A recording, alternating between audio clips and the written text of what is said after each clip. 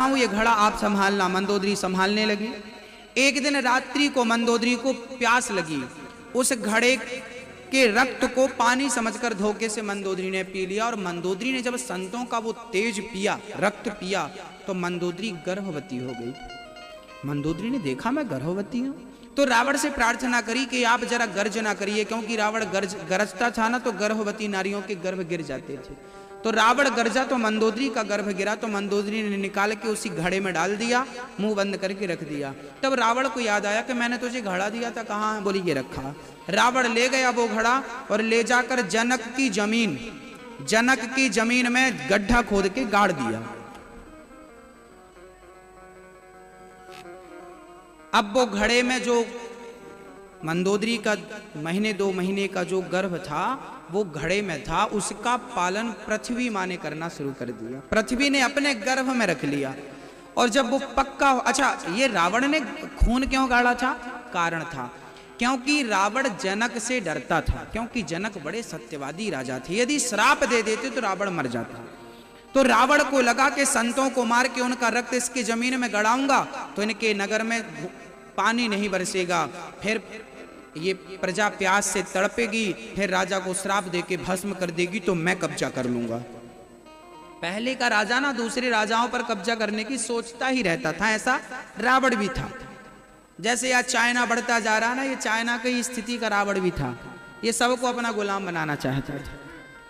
तो रावण की ऐसी हरकत थी तो गाड़ दिया। लेकिन उल्टा हुआ, जब सीता बच्ची के रूप में परिणत हो गई तब जनक को सपना आया, जनक जी आप सोने का हल बनाइए और जरा जमीन में हल चलाइए।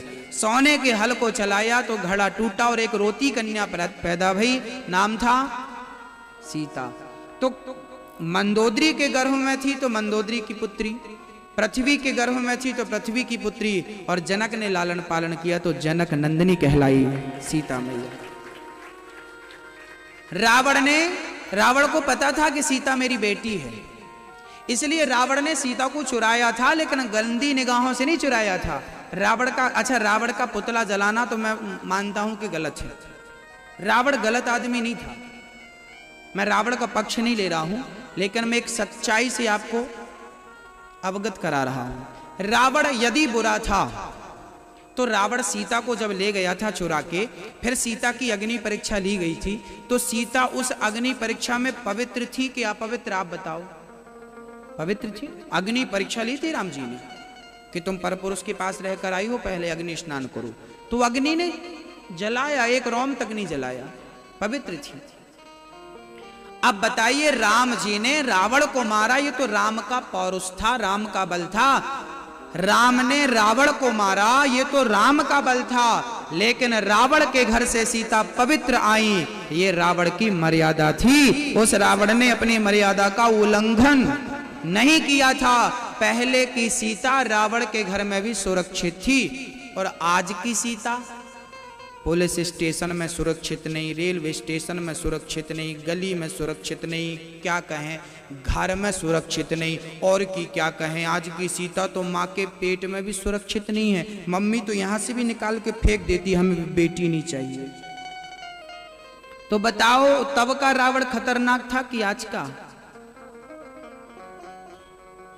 तब का रावण तो सीता को आंख उठाकर नहीं देखता था। रावण एक बार रो रहा था। मंदोदरी बोली क्यों रो रहे हो? बोले हमें देखती नहीं एक बार भी, इतनी मेहनत से उठाकर लाए हैं। सुंदर कांड में एक चौपाई भी लिखी है। रावण बार बार कहता है, एक बार बिलोक मम ओरा, इतनी मेहनत से लाए हैं, कम से कम एक बार तो अपने बाप को देख लो। तो हम गंदी निगाहों से नहीं कि तुम हमें देखो तो प्यार हो ना, बेटी कम से कम अपने बाप को एक बार तो देख ले, एक बार तो देख। तो रावण बोला एक बार तो देख लो। तब सीता ना तृण धरियोट कहत वैदेही, सुमर अवधपति परम सनेही, सुनो 10 मुख्य खग्योत प्रकाशा। सीता जी तिनका सहारा, ये रावण आगे मत बढ़ना, ये तिनका। अच्छा वो तिनका कौन था? तिनका सीता का भाई था, क्योंकि तिनका भी जमीन से निकलता है और सीता भी जमीन से निकली, तो दोनों भाई भाई हो गए कि नहीं, भाई बहन। ये तिनके का सहारा नहीं था सीता को। सीता को तो अपने भाई का सहारा था, इसलिए हर बहन को अपने भाई मेरी रक्षा करेगा। तो अपने भाइयों से जरा कलाई में राखी बंधवाते समय उनसे कसम खवाया करो कि भाई मैं तेरी बहन हूँ, मुझे वचन दे कि आज के बाद किसी भी बहन बेटी पर तू कुदृष्टि नहीं डालेगा। जितना प्यार बहन के रूप में मुझसे करता है, देश की हर बहन बेटी को अपनी बहन मानकर इतना प्यार करेगा। किसी बहन बेटी को गंदी निगाहों से नहीं देखेगा। ये संकल्प आपको लेना पड़ेगा, तब आज की हमारी व्यवस्थाएं बनेंगी और सुधरेंगी। तो मंदोदरी के सामने रावण रो रहा था, मुझे तो देखती भी नहीं। तो मंदोदरी बोली तो एक काम करो, आप राम का मुखौटा क्यों नहीं पहन लेते, एक बार आप राम बन के चले जाओ। यदि राम बन के जाओगे तो शायद आपको सीता एक बार देख ले। रावण और जोर जोर से रोने लगा। तुम्हें क्या लगता मैं कभी राम बनकर नहीं गया उसके सामने? अरे मैं तो उस राम का मैं माया जानता हूँ, रूप बदल लेता हूँ। मैं राम के रूप में एक बार गया था, लेकिन जब मैं राम का रूप रखता हूँ ना तो मुझे हर नारी में अपनी माँ नजर आती है। क्या बताऊँ, राम के रूप में पता नहीं क्या है, जिसे देखता हूँ उसे माँ के रूप में देखता हूँ। ये राम का मुखौटा था कि राम का नकली मुखौटा भी कोई पहन ले तो उसकी बुद्धि भी और विचारधारा भी सुधर जाती थी। राम की दृष्टि में अपनी नारी ही नारी थी, बाकी तमाम नारियां मां के रूप में थीं। ये राम की विचारधारा थी। ये राम है। राम चरित्र सुनवे को, राम लखन सीता मन।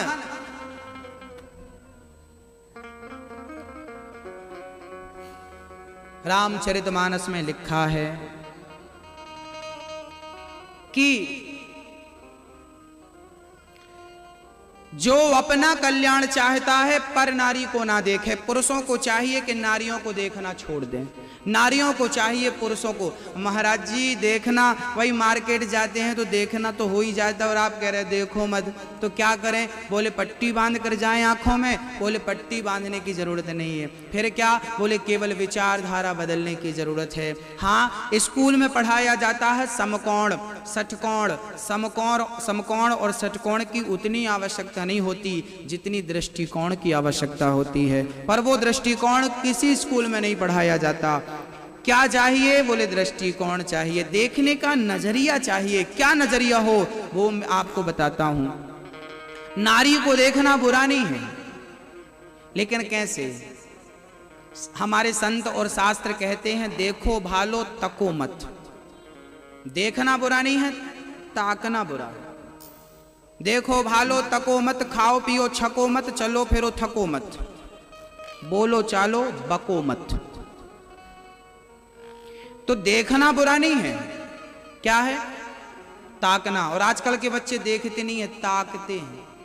इनके मोबाइल में रिंगटोन सेट है, ताकते रहते तुझको सांझ सवेरे।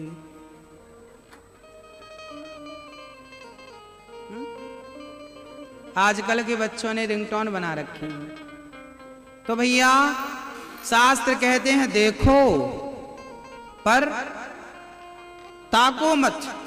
तो कैसे देखें भैया? बोले हमसे उम्र में कोई बड़ी स्त्री है तो उसे देखो ना, खूब देखो। पर कैसे? जैसे अपनी माँ को देखते हो। आपकी बराबर की है उम्र में तो उसे भी देखो, पर कैसे? आपकी बहन को तो देखते होंगे ना, कैसे देखते? वैसे ही देख लो। आपसे उम्र में छोटी है उसे भी देखना चाहिए, घूर घूर के देखना चाहिए। पर कैसे? अपनी बेटी को देखते हो कि नहीं, वैसे देखो। फिर स्त्रियां पुरुष को कैसे देखें? बोले पुरुष को ऐसे देखें, आपसे उम्र में बड़ा है पुरुष तो उसे वैसे ही देख लो जैसे अपने पिता को देखती हो। बराबर का है उसे वैसे देख लो जैसे अपने भ्राता को देखती हो। छोटा है उसे भी देख लो जैसे अपने पुत्र को देखती हो। इस नजरिए से यदि देखना शुरू हो गया तो कौन गलत है? ना स्त्री गलत है ना पुरुष गलत है, देखने का केवल नजरिया गलत है। अपना दृष्टिकोण बदल लें तो सब बदल जाए। एक कुम्हार था, वो कुम्हार चिलम बनाता था, चिलम का कारोबार था। चिलम जानती हो मैया जी? हाँ, आप चिलम जानती हो मैया जी? जानती हो, चढ़ाती तो नहीं हो? हाँ।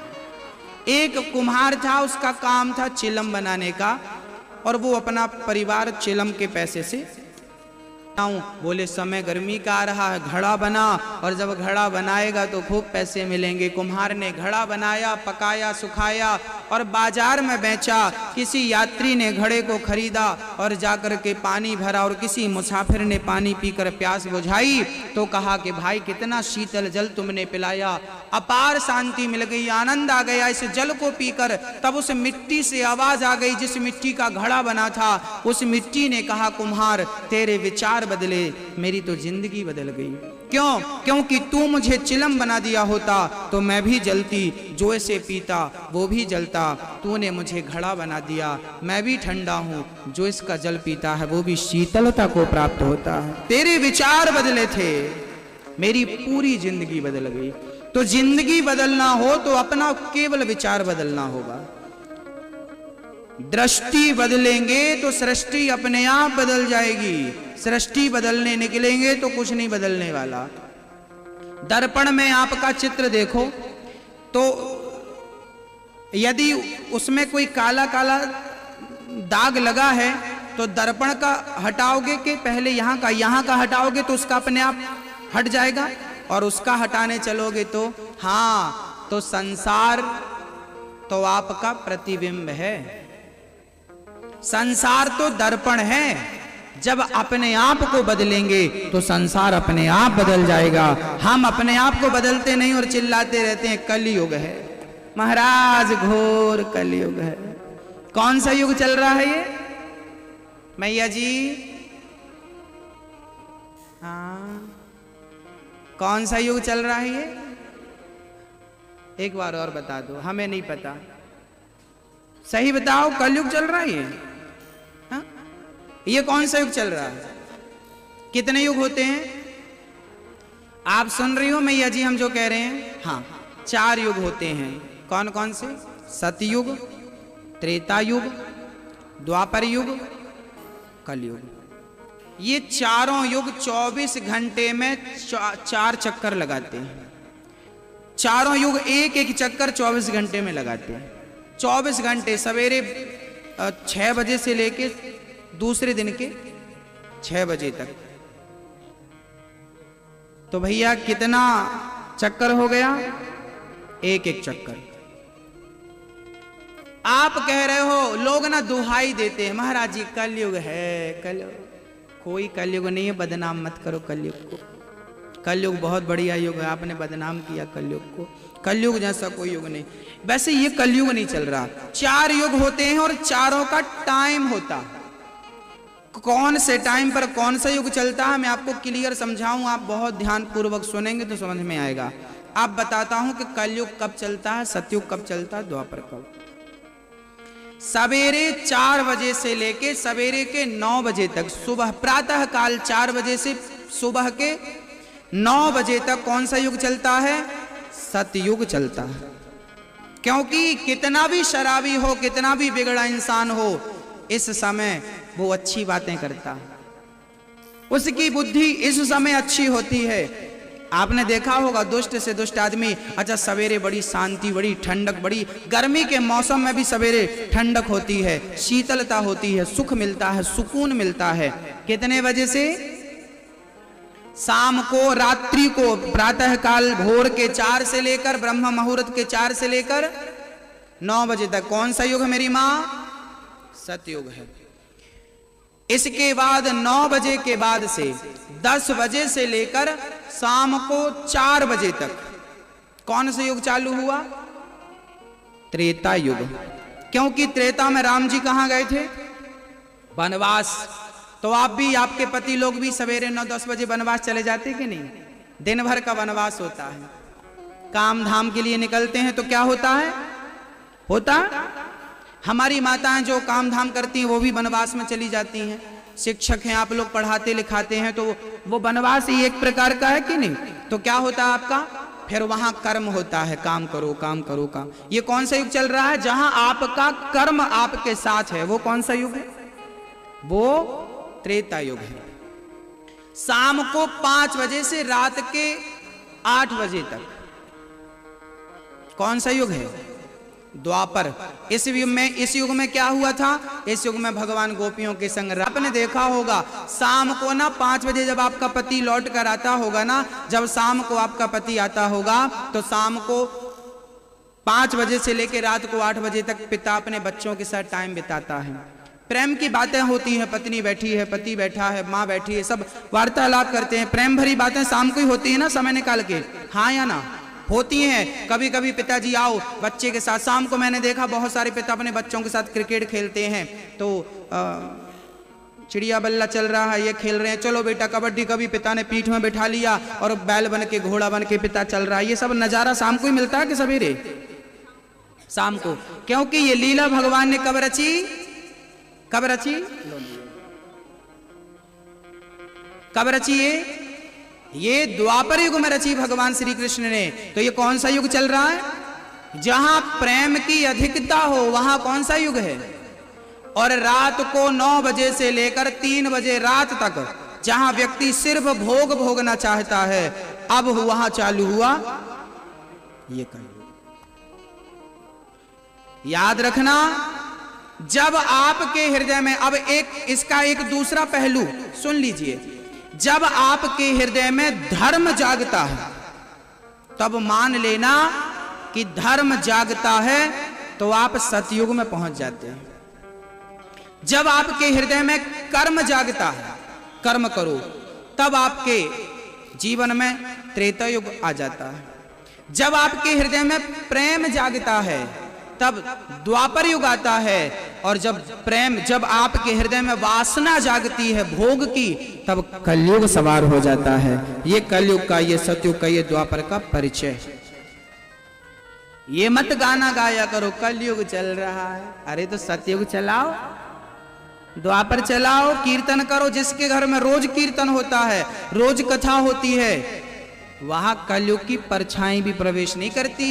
हमारे भैया जी ने भागवत करवाई है, आप कथा में बैठे हो, कोई कह सकता है कि यहाँ कलयुग है?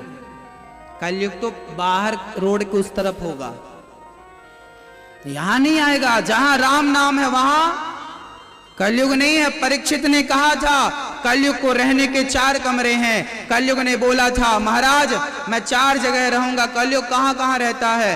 द्यूतम पानम स्त्रियः सूना यत्र धर्मश्च चतुर्विधा। जहां जुआ होता है, जहां शराब होती है, जहां चरित्रहीन लोग होते हैं, और जहां मांस होता है, जहां ये 4 चीजें हैं, जहां भ्रष्टाचार होता है 5वां, वहां कलयुग है। शराब, जुआ, चरित्रहीनता और मांस, और 2 नंबर का काम, यहां कलयुग। कथा कीर्तन में कलयुग नहीं होता, इसलिए मंदिर में शांति होती है। इसलिए कथाओं में आप अपने घर में इतनी देर नहीं बैठ सकती मैया जितनी देर यहाँ बैठी हैं, क्योंकि घर में कलयुग का प्रभाव है, यहाँ सतयुग त्रेता द्वापर का प्रभाव है। इसलिए आप यहाँ बैठी हैं, मैं यहाँ बैठ करके कथा सुना पा रहा हूँ। आप लोग 4 कई माताएं ऐसी हैं जो नीचे नहीं बैठ पाती फिर भी नीचे बैठी हैं। कई माताएं ऐसी हैं चल नहीं पाती फिर भी चल रही हैं, चल के आती हैं पैदल। शक्ति मिल रही है महाराज कथा से तो मिल रही है। ये कथा का प्रभाव तो है, लेकिन ये सतयुग त्रेता द्वापर चल रहा है, उसका प्रभाव है, भगवत कृपा का प्रभाव है कि आपके सारे कष्ट आप भूल जा रहे हैं और कथा में मन लग रहा है, सुख मिल रहा है, आनंद मिल रहा है। क्योंकि ये युग कौन सा है? सतयुग है, त्रेता है, द्वापर। यहाँ कलयुग नहीं है, क्योंकि यहाँ किसी की दृष्टि में काम नहीं है ना, यहाँ वासना नहीं है ना, इसलिए कलयुग नहीं हो। वासना आ जाए किसी को देखकर तो फिर कलयुग चालू हो जाएगा, फिर वो आपके लिए चालू होगा। जरूरी नहीं है कि बाजू वाले के लिए चालू हो जाए, क्योंकि उसकी दृष्टि अच्छी है। तो जाकी रही भावना जैसी, प्रभु मूरत देखी तिन तैसी। कलयुग का गाना ना गाइए। भगवान सारे युगों में मिलते हैं, कलयुग में भी भगवान मिलते हैं। कलयुग में भी मन स्वच्छ हो, मन पवित्र हो। भगवान अपनी दृष्टि बदलने की जरूरत है, केवल नजरिया बदल दीजिए, भगवान मिल जाएंगे। भगवान श्री कृष्ण जंगल में गए, शेर मरा पड़ा था, जाम्बवंत जी से भगवान ने युद्ध किया। 27 दिन तक कलंक लगा तो मिटाना भी तो है। जाम्बवंत से भगवान ने युद्ध किया। 28वें दिन खूब पिटाई करी। जाम्बवंत जी चरणों में आ गए, प्रभु क्षमा करो। भगवान बोले पहले ही आ गए होती तो इतनी धुलाई क्यों होती। जाम्बवंत जी चरणों में भगवान ने दूसरा विवाह संपन्न किया। भगवान ने जाम्बवंत की बेटी से विवाह किया और मणि ले जाकर सत्यजित को दी। सत्यजित जी तुम्हारी मणि को तुमने हमें चोर बना दिया, हमने नहीं चुराई, फलानी जगह मिली, हमें चोर मत कहो भाई, मणि वापस। अब गांव के लोगों ने ताने, अरे भगवान को चोरी लगा दी। भगवान को सत्यजित को बड़ा गंदा लगा। उन्होंने अपनी बेटी को ले जाकर कहा प्रभु मेरी बेटी से विवाह कर लो। भगवान बोले हमारे 2 विवाह हो चुके हैं और हम विवाह नहीं करना चाहते। करना पड़ेगा, सत्यभामा बेटी है मेरी, विवाह कर लो। सत्यभामा से पूछा क्यों, हमारे 2 विवाह हो चुके, करोगी? ये बोले क्यों नहीं करेंगे, कर लेंगे। सत्यभामा बोली कर लेंगे। भगवान बोले तो आओ। प्रेम से कर लिया विवाह, तुरंत आग वाग जलाई, फेरे पड़े, विवाह हो गए।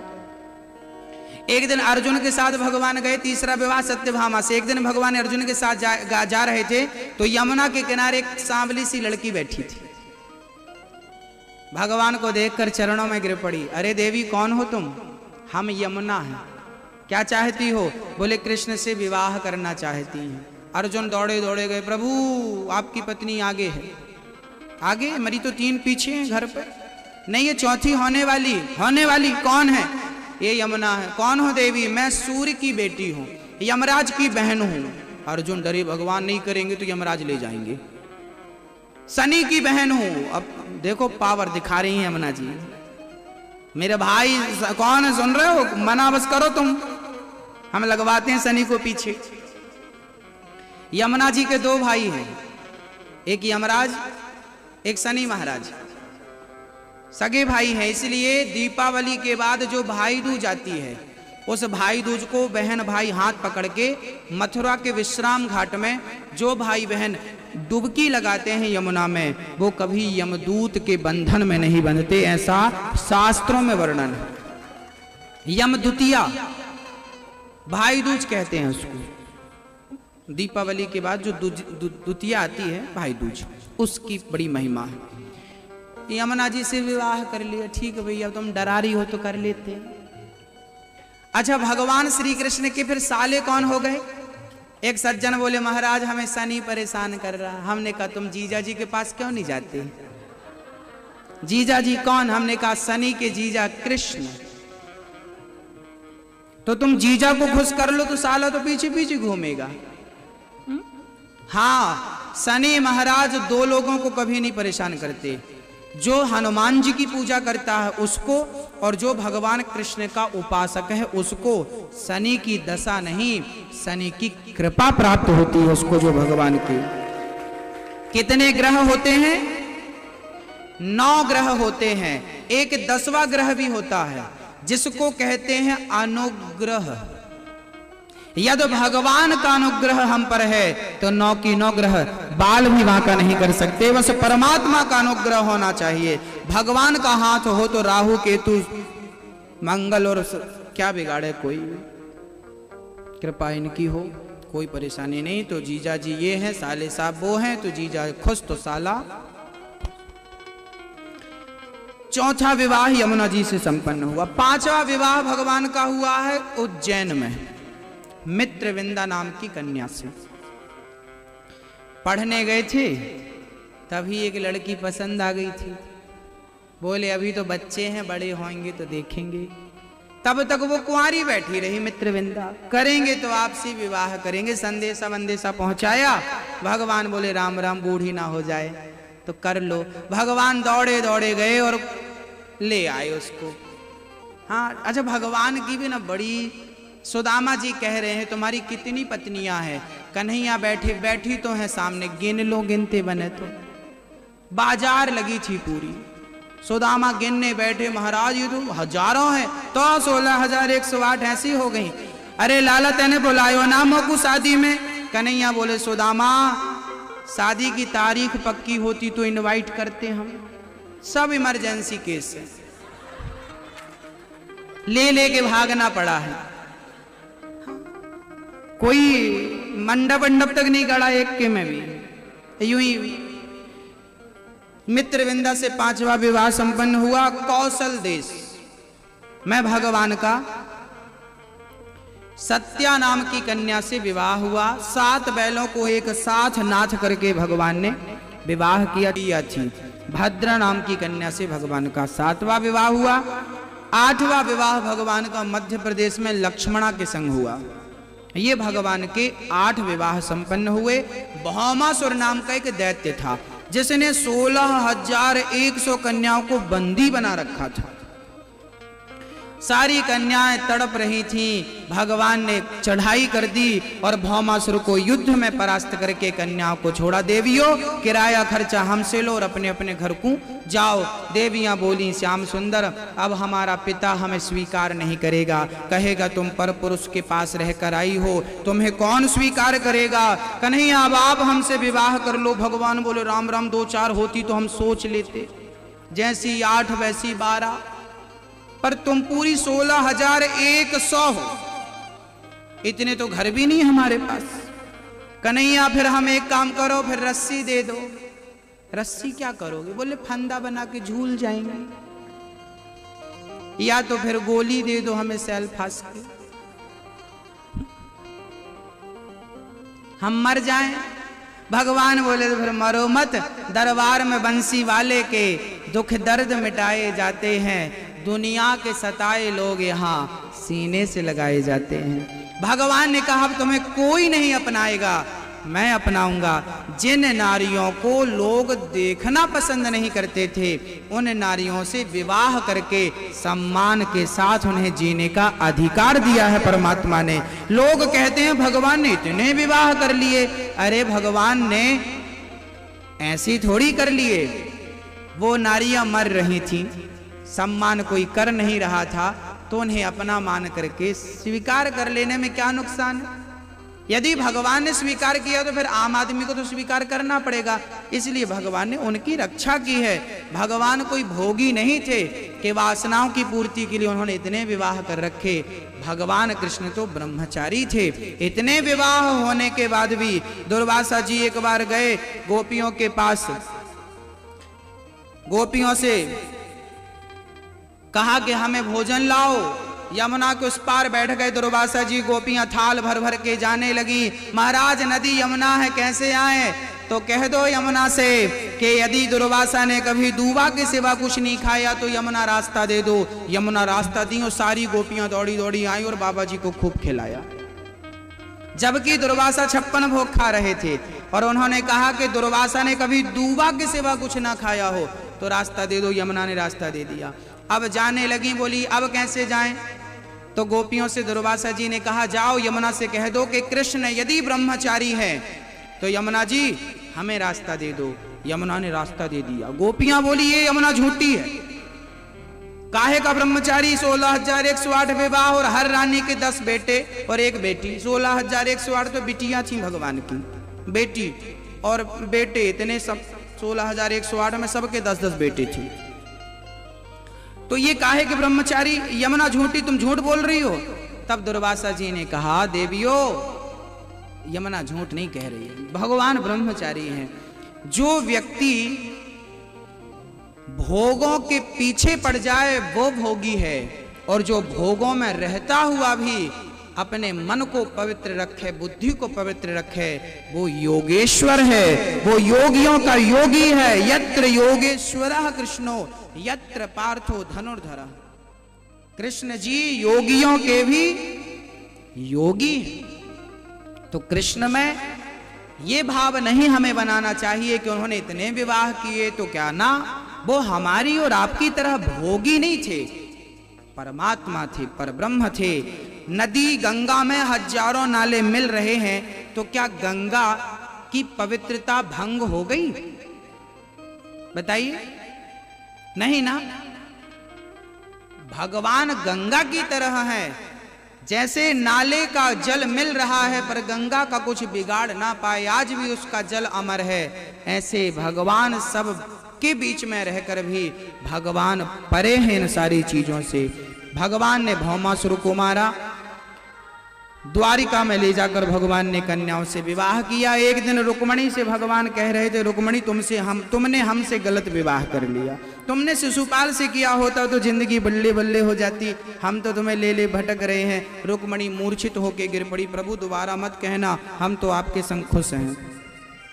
आप कह रहे हो हम न पिता का पता न माँ का पिता न माँ। विवाह संपन्न चित्रलेखा ने कराया। राजा नृग पर भगवान की कृपा हुई। स्पर्श होते ही राजा नृग गिरगिट की योनि से छूटकर परम धाम को चले गए। जरासंध से युद्ध करके भीम भैया ने उन्हें संतुष्ट किया और भगवत धाम जरासंध को मिला। भगवान की भक्ति कैसी हो ये सुदामा से सीखना चाहिए। आइए हम सुदामा के चरित्र की ओर चलें, सुदामा का दर्शन करें और प्रेम से सुदामा की पवित्र गाथा बड़े प्रेम से श्रवण करें। सुदामा नाम के एक मित्र थे भगवान श्री कृष्ण के, बड़े सखा थे, जिनके पास सुंदर दाम हो उन्हें कहते हैं सुदामा। अच्छा, सुदामा गरीब थे कि नहीं? आप क्या कहती हैं, पहले आप बता दें मैया जी, फिर हम बता देंगे। यदि सुदामा जी को कोई गरीब कहे तो फिर वो मेरी प्रश्न का उत्तर दे कि जिसके पांव भगवान ने आंसुओं से धोए और अपनी आसन पर बिठाकर इतना सम्मान दिया, वो कैसे गरीब है? धन से कोई गरीब होता है ये दुनिया के लोग कह सकते हैं, पर सुदामा धन के गरीब तो थे, ठीक है, उनके पास रोटी नहीं थी, लेकिन वो दिल के गरीब नहीं थे। पायो जी मैंने राम रतन धन पायो, मीरा ने तो राम को ही धन कहा। किसको धन कहा? कृष्ण को धन कहा है। तो हमारा धन क्या है? भगवान और भक्ति हमारा धन है। और सुदामा के पास वो धन कूट कूट के भरा था। सुदामा जी की पत्नी का नाम था सुशीला। इनके पुत्र हुए थे 4, बड़े अच्छे बेटे थे, आज्ञाकारी थे। सुदामा की पत्नी तो बहुत अच्छी थी, किस्मत वाले को ऐसी पत्नी मिलती है। सुशीला इतनी गरीब थी कि वो फटी साड़ी पहना करती, आधी साड़ी एक रंग की और आधी साड़ी दूसरे रंग की। आप लोग जो फेंक देती हैं ना, वो उठा लेती थी सुशीला और उसे सिल करके सुई धागा से और लपेट लिया करती थी, पहन लिया करती थी। फटा सा कपड़ा पहनती थी, फटी साड़ी, वो कई जगह से फटी सड़ी थी। सुदामा जी की धोती थी, वो कई जगह से फटी थी। इतनी गरीबी जीवन में, लेकिन सुदामा का विश्वास कम नहीं हुआ। आप लोग कहते हैं ना, आप लोग ना हिसाब मांगते हैं, हमने कन्हैया तेरी इतनी भक्ति करी, प्रभु हमने आपकी इतनी पूजा करी, हमने आपकी इतनी सेवा करी, फिर भी हम गरीब हैं। अरे भाई, भगवान की पूजा तो करनी चाहिए, भगवान की सेवा तो करनी चाहिए, लेकिन जरूरी नहीं है कि हम सेवा करते हैं तो हमें गरीबी ना आए। भाई, बच्चे पढ़ते हैं तो एग्जाम देना पड़ता है कि नहीं? तो जब जीवन में संकट आए तो समझ लेना कि परमात्मा परीक्षा ले रहा है। इस घड़ी में आपको अपने धैर्य का परिचय देना है। इस समय में आपको अपने मन को शांत रखना है। आप परेशान मत हो जाइए, इस समय धैर्य धारण करिए। सुदामा जी गरीब थे, पर शिकायत नहीं थी कि तुमने हमें दिया नहीं, हम तुम्हारे इतने बड़े पुजारी हैं, कोई बात नहीं। अमीरी गरीबी तो भाग्य का विषय है ना, और भक्ति भाग्य का विषय नहीं है। अमीरी गरीबी भाग्य से मिलती है। संचित, क्रियमाण और प्रारब्ध, 3 प्रकार के कर्म बतलाए गए। हमने जो पिछले किया था वो आज मिल रहा है, जो आज करेंगे वो आगे मिलेगा। तो ये सुख पर लागू होता है। हमारे कर्मों के फल से धन मिल सकता है, लेकिन भक्ति कर्मों के फल से नहीं मिलती। भक्ति के लिए तो पुरुषार्थ करना पड़ता है। भक्ति तो भजन से मिलती है। गोस्वामी जी कहते हैं, बारी मथे घृत होय बरु, सिकता ते बरु तेल, बिनु हरि भजन न भव तरही, यह सिद्धांत अपैल। भजन के बिना मुक्ति संभव किसी की नहीं। करो प्रयास, कर लो, कोई हर्ज नहीं है, प्रयास करने में क्या नुकसान है, पर भक्ति के बिना मुक्ति संभव नहीं है।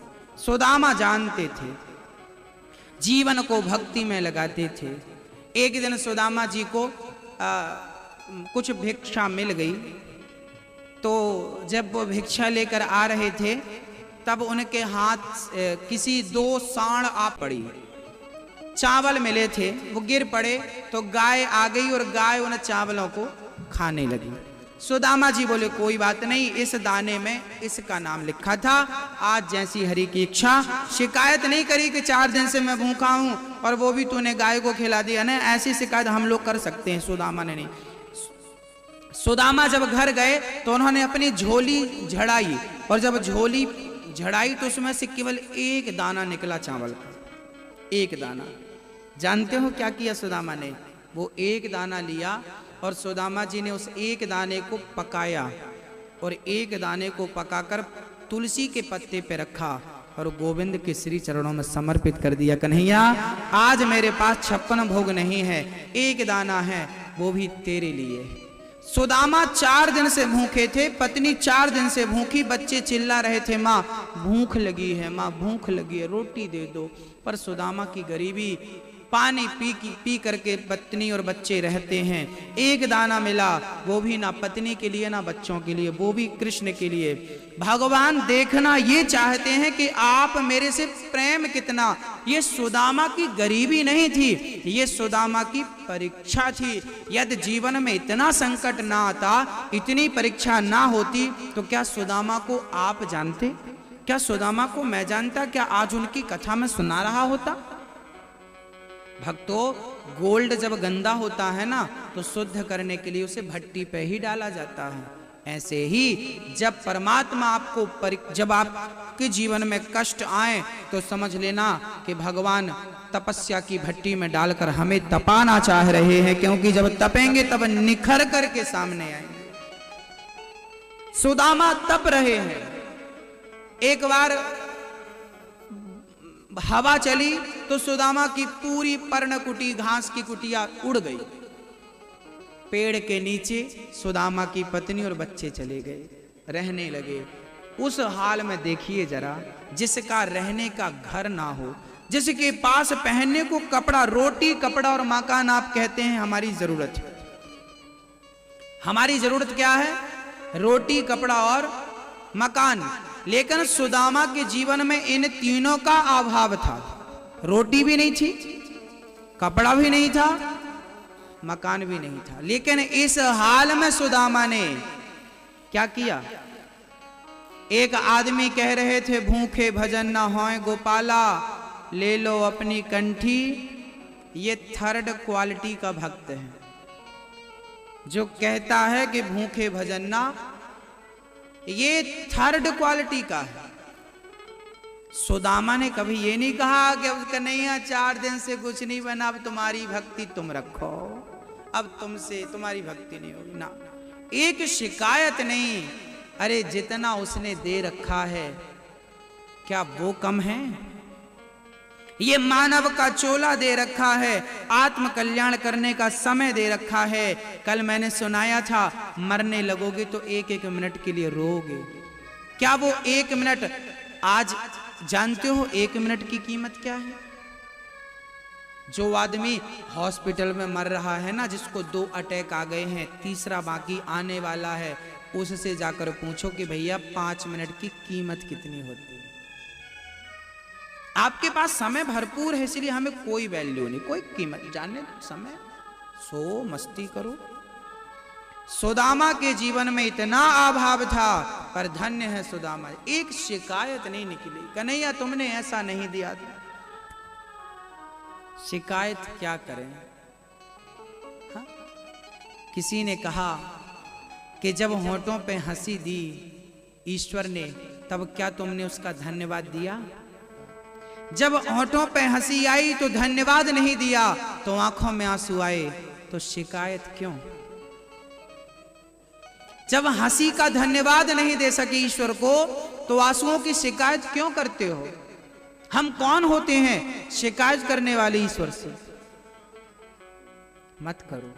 सुदामा गरीब थे लेकिन दिल के बड़े अमीर आदमी थे।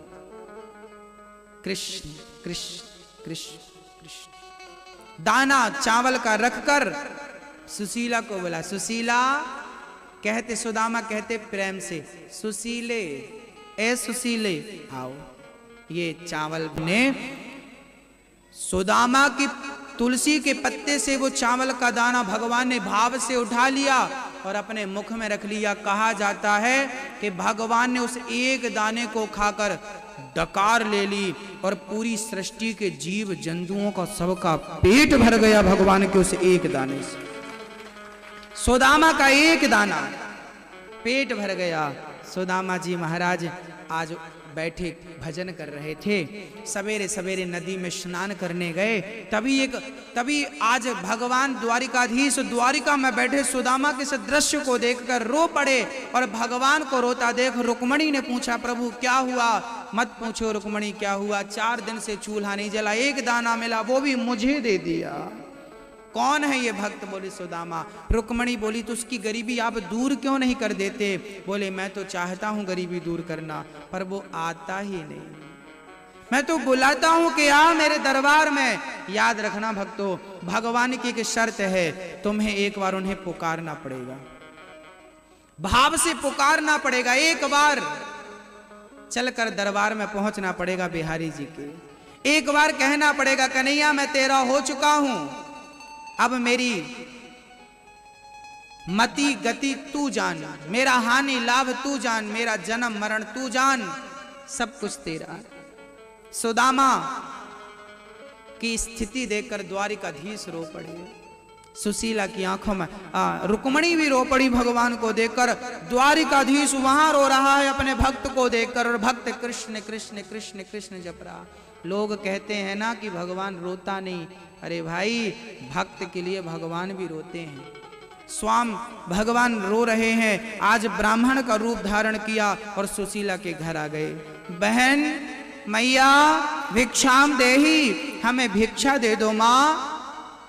सुशीला बाहर आई, ब्राह्मण देवता क्षमा करना, 4 दिन से चूल्हा नहीं जला, मैं आपको एक दाना नहीं दे सकती, क्या बताऊं, मैं आपको लौटाना नहीं चाहती पर मेरे घर में कुछ नहीं, एक काम करो पानी पी लो। अरे तो आपके पति के मित्र द्वारिकाधीश हैं, आप उन्हें देखो भगवान को आकर कहना पड़ा कि मेरे सुदामा ऐसा था कि भगवान से चाहता ही नहीं था कुछ। आज द्वारिकाधीश ब्राह्मण बनकर आए और कहने लगे कि अपने पति को द्वारिकाधीश के पास तो भेजो, वो उनके परम मित्र हैं। आज सुशीला को पता चला कि मेरे पति के मित्र द्वारिकाधीश हैं। पंडित जी तो चले गए, तब सुदामा जी आए। पत्नी सुशीला बोली क्यों, आपके मित्र क्या द्वारिकाधीश हैं? बोले हाँ।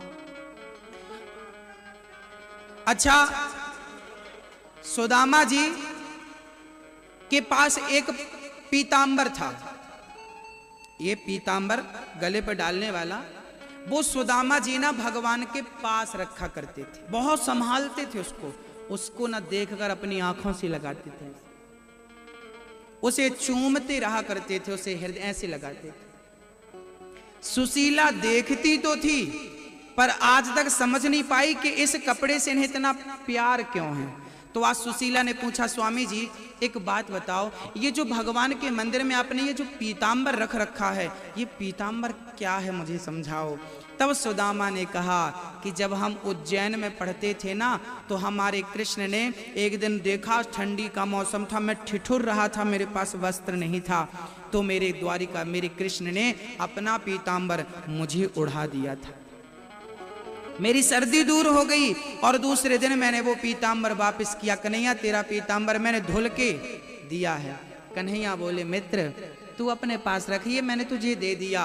कृष्ण का दिया पीतांबर सुदामा ने बड़े संभाल के रखा और जब कृष्ण की याद आती तो पीतांबर को देख याद कर लेता कि मेरे मित्र ने मुझे इस योग्य समझा कि उन्होंने अपने अंग वस्त्र मेरे अंग में डाल दिया। आज सुशीला कहती है तो आप अपने ऐसे मित्र से मिलने क्यों नहीं चले जाते, ऐसे मित्र का आप दर्शन क्यों नहीं कर लेते? क्या आपको इच्छा नहीं होती? इच्छा तो बहुत होती है सुशीले, पर क्या करूं, खाली हाथ कैसे जाऊं।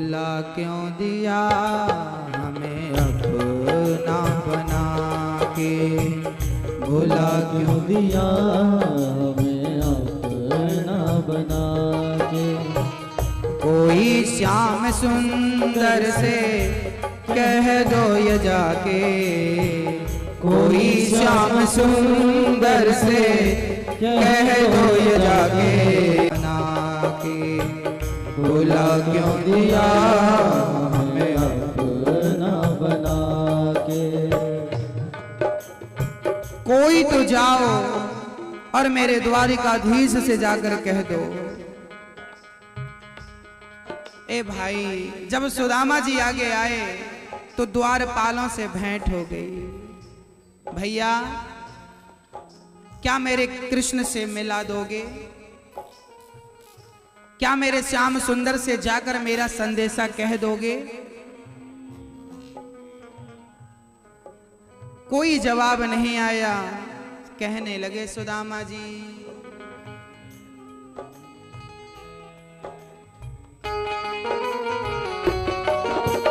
जय हो हे हरि।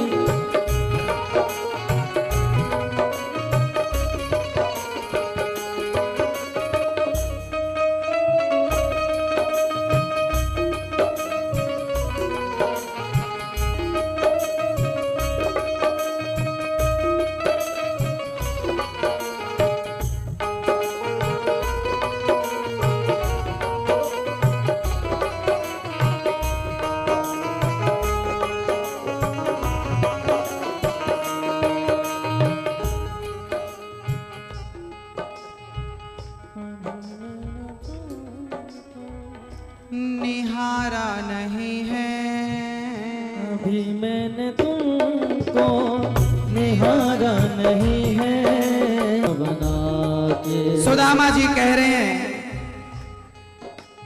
एक बार मेरे कृष्ण से द्वारिकाधीश से जाकर कह दो, बचपन का मित्र आया है। चल पड़े द्वारपाल, और द्वारपाल संदेशा लेकर पहुंचे हैं द्वारिकाधीश के पास। प्रणाम किया है द्वारपाल ने भगवान को, और कहा द्वारपाल ने, प्रभु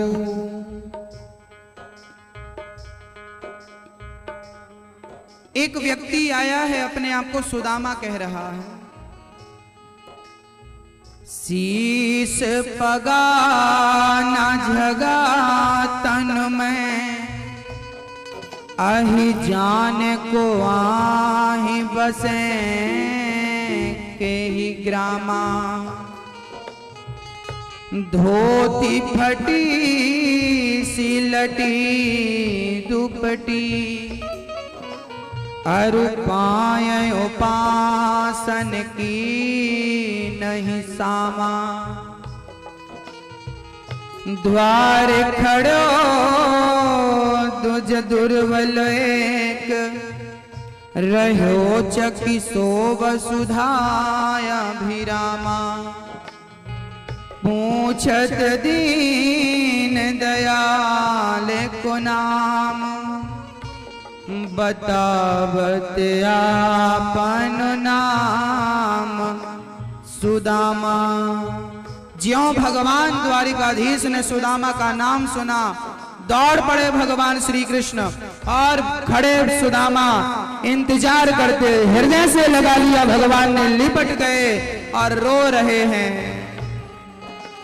जितना राधा रानी रोई के लिए, जितना राधा रानी रोई श्याम के लिए, कन्हैया उतना रोया रोया है सुदामा के लिए। कन्हैया उतना रोया रोया है सुदामा के लिए।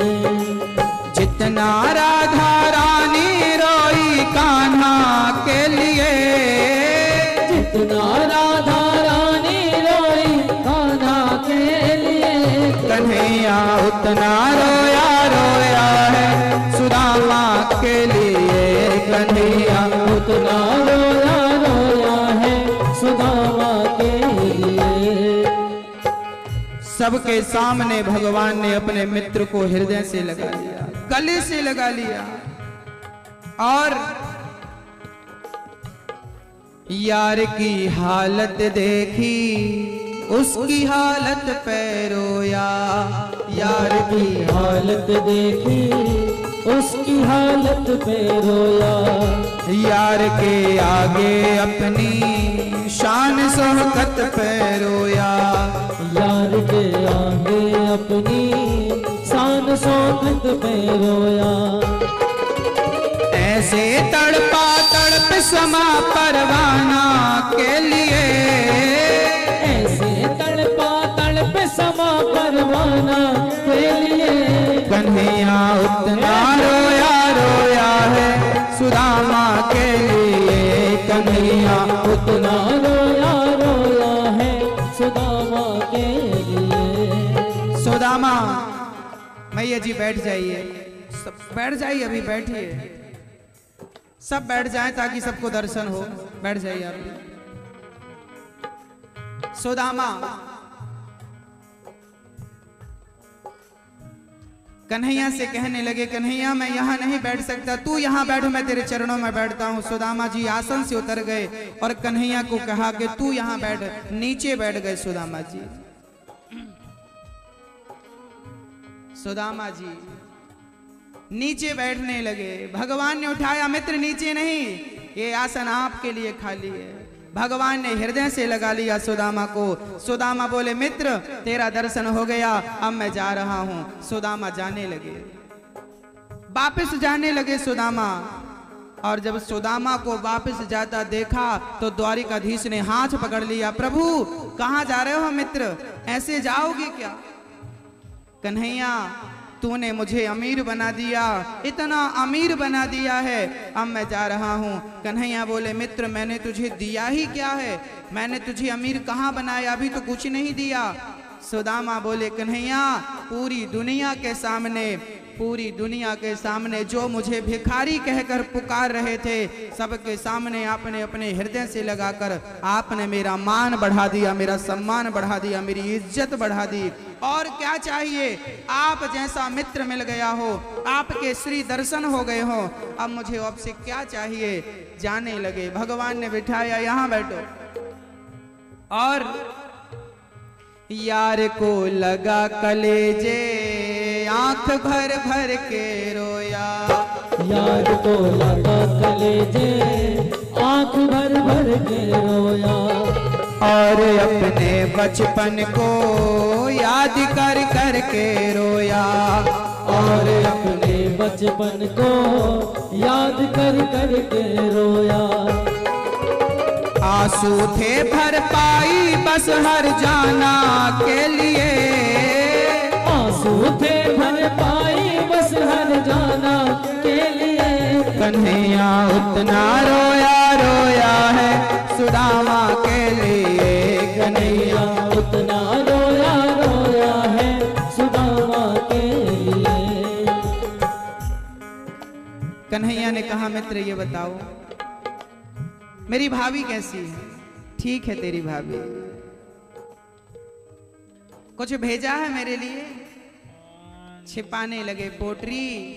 भगवान से कहा, छिपती भगवान ने छीन ली पोटरी।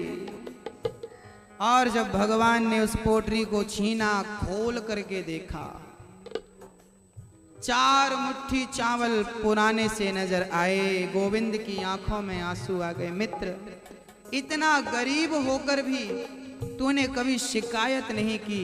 पहली मुट्ठी चावल निकाल कर भगवान ने ग्रहण कर लिया। प्रभु सब खा लोगे, कुछ हमारे लिए तो छोड़ो। पूरा पकड़ा दिया, तुम रखो।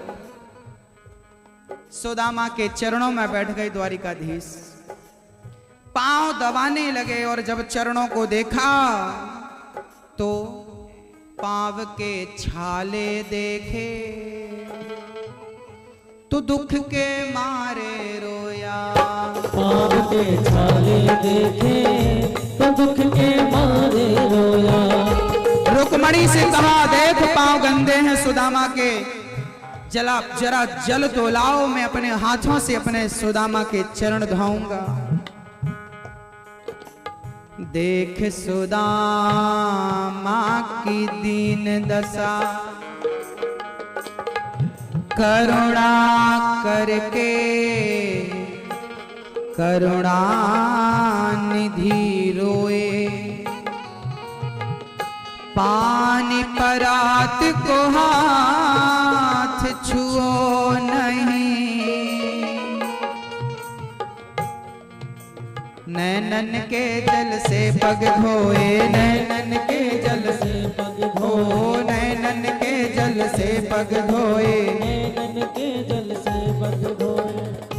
पाव के छाले देखे तो दुख के मारे रोया, पाव के छाले देखे तो दुख के मारे रोया। पाव धोने की खातिर खुशी के मारे रोया, पाव धोने की खातिर खुशी के मारे रोया।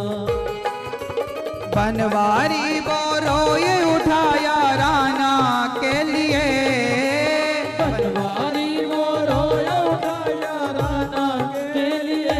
कन्हैया उतना रोया रोया है सुदामा के लिए, कन्हैया उतना रोया रोया है सुदामा के लिए। कन्हैया उतना रोया रोया है सुदामा के लिए, कन्हैया उतना रोया रोया है सुदामा कितना के लिए। जितना राधा रानी रोई कान्हा के लिए, जितना राधा रानी रोई कान्हा के लिए। कन्हैया उतना रोया रोया है सुदामा के लिए, कन्हैया उतना रोया रोया है सुदामा के लिए।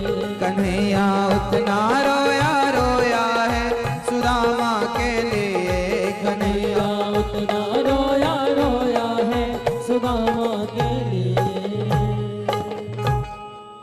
सुदामा जी की आंखों में आंसू आ गए गोविंद की करुणा देखकर। तू इतना बड़ा होकर कितना दीन है, इतना सरल है, इतना सहज है।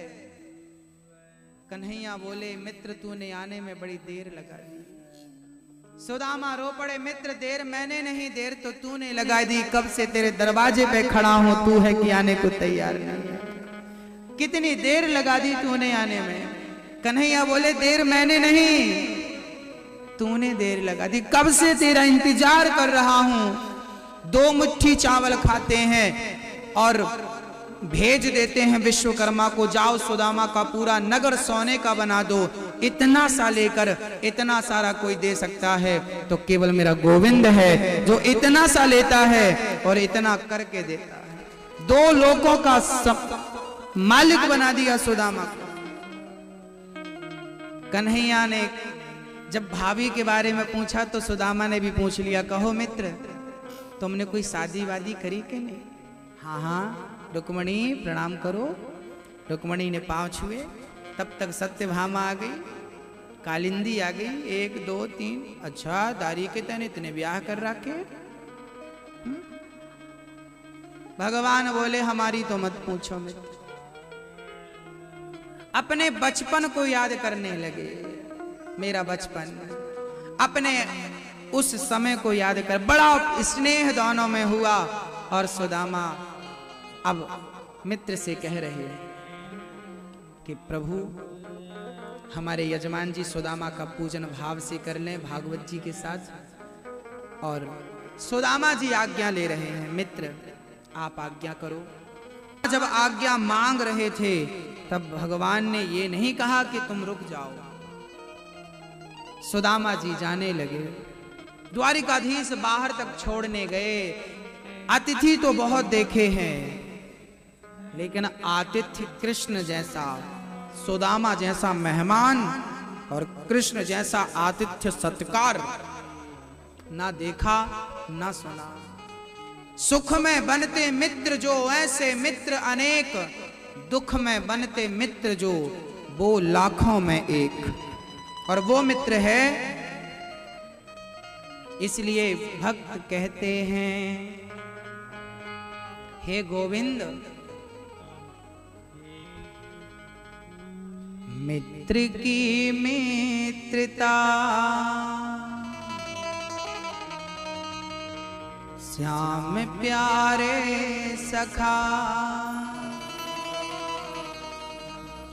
प्रीत ऐसी निभा लीजिए द्वारिका में बुला लीजिए मेरे श्याम, द्वारिका में बुला लीजिए। मित्र की मित्रता श्याम प्यारे सखा, प्रीत ऐसी निभा लीजिए द्वारिका में बुला लीजिए मेरे श्याम, द्वारिका में बुला लीजिए, द्वारिका में बुला लीजिए मेरे श्याम, द्वारिका में बुला लीजिए। चल पड़े हैं सुदामा, कहते हुए कन्हैया तेरा दर्शन करके जीवन धन्य धन्य हो गए। सुदामा चल पड़े, प्रणाम कर रहे हैं, हृदय से लगा लिया भगवान ने मित्र तुझे छोड़ने का दिल नहीं करता। चल पड़े सुदामा जी आज्ञा लेकर द्वारिकाधीश छोड़ने कुछ दूर तक गए। और जब चलते चलते वो अपनी नगरी में पहुंचे तो विस्मरण हो गया, मैं तो घास की कुटिया छोड़कर गया, यहाँ सोने के महल बन गए। और जब विश्वकर्मा सुशीला के पास आए तो सुशीला ने कहा कि मेरा घर बाद में बनाना, पहले मेरे पड़ोसियों का घर बना दो। जो सबकी सोचे वही तो सुशीला है। सबका घर बनाया, सबका सोने के महल सोने की थाल में लेकर सुशीला आरती उतारने सुदामा की आई। अरे सुशीला, इतना धन कहां से आया? गोविंद ने दिया, द्वारिकाधीश ने दिया। सारा दुख हर लिया। कब हरा? जब द्वारिकाधीश के पास 2 मुट्ठी चावल लेकर गए। भक्त अपनी हैसियत से देता है और भगवान अपनी हैसियत से देता है। मेरी हैसियत 2 मुट्ठी चावल की है और इसकी हैसियत 2 लोगों की संपत्ति देने की है। अपनी अपनी हैसियत से हम काम करें। सभी भक्त प्रेम से बैठ जाएं, शांति से बैठ जाएं। सुदामा का प्रेम से भाव से दर्शन हम सभी ने किया। मैया जी बैठ जाइए। सुदामा जी गए। अब मैं भगवान की अन्य चर्चाओं की ओर, कथा के विश्राम की ओर ले चलूं। उसके पूर्व आपको एक सूचना दे दूं। श्रीधाम वृंदावन में जो आश्रम बन रहा है वृद्धों की सेवार्थ, उस आश्रम में कुछ भक्तों ने सहयोग दिया है और कुछ भक्तों ने सदस्यता स्वीकार की है। हम भी सदस्य बनेंगे और इसी बहाने वृंदावन से उस सेवा से जुड़े रहेंगे। कुछ भक्तों ने 5 वर्ष की सदस्यता, तो कुछ भक्तों ने 11 वर्ष की, तो कुछ भक्तों ने आजीवन सदस्य बन करके सहयोग दिया है। आप भी सदस्य बन सकते हैं और आप सदस्य बनेंगे तो वहां आना, आपका रहना, आपके रहने की, खाने की सारी व्यवस्थाएं आपके जीवन भर वहां की जाएंगी। आपको कोई शुल्क नहीं देना पड़ेगा। यदि आप सदस्य बनते हैं तो 5 साल के, 11 वर्ष के और आजीवन, आप में से जिनको सदस्यता स्वीकार करनी हो। और वृद्धों की सेवा, आज वृद्ध परेशान हैं, उन वृद्धों की सेवा हेतु कुछ भक्तों ने हाथ बढ़ाए हैं। जब हम अपनी हैसियत से, परमात्मा देखेगा कि आपने धर्म के लिए दिया है, तो परमात्मा हाथ उठाकर अपनी हैसियत से देगा। तुमने 2 दिया, ईश्वर 10 देगा। आपने 1000 दिया, ईश्वर लाख देगा। ईश्वर कई गुना करके बढ़ाता है, बढ़ा करके लौटाता है। कुछ भक्तों ने सेवाएं दी। जिन्होंने सदस्यता स्वीकार करी है, मैं उनके नाम ये विप्र देवता पुकारेंगे, वो मंच पे आए, उनका सम्मान, भागवत जी का पूजन वो करें और प्रेम से दर्शन करें। सुदामा जी के बाद एक अद्भुत कथा श्री सुखदेव भगवान कहते हैं।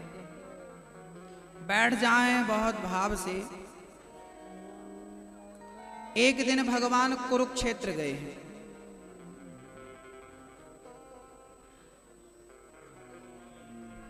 उस क्षेत्र में जब भगवान पहुंचे तो वहां पर संयोगवश नंद बाबा, गोपियां और यशोदा मैया भी गई थी। कुरुक्षेत्र में भगवान कृष्ण की भेंट यशोदा से और गोपियों से हो गई।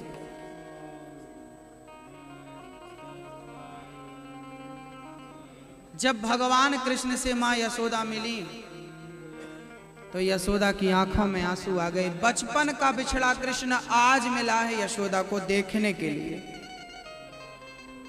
मां यशोदा रो रही हैं, गोविंद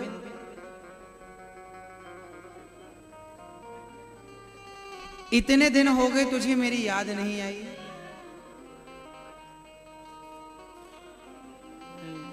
कितना निर्दयी निष्ठुर है तू कन्हैया। तेरी द्वारिका में मैंने सुना है तू बहुत बड़ा राजा बन गया है। तेरी द्वारिका में किसी दासी की जरूरत हो मुझे रख लेना, मैं तेरे घर पोंछा लगाती रहूंगी, तेरा दर्शन करती रहूंगी, मुझे अपने से दूर मत करना मेरे कृष्ण। रो पड़ी मां यशोदा। तब भगवान श्री कृष्ण लिपट गए। मां ऐसा मत कहो। नंद बाबा से मिले, यशोदा से मिले, गोपियों से मिले। भगवान किससे मिले? गोपियों से। बड़ी अद्भुत चर्चा है।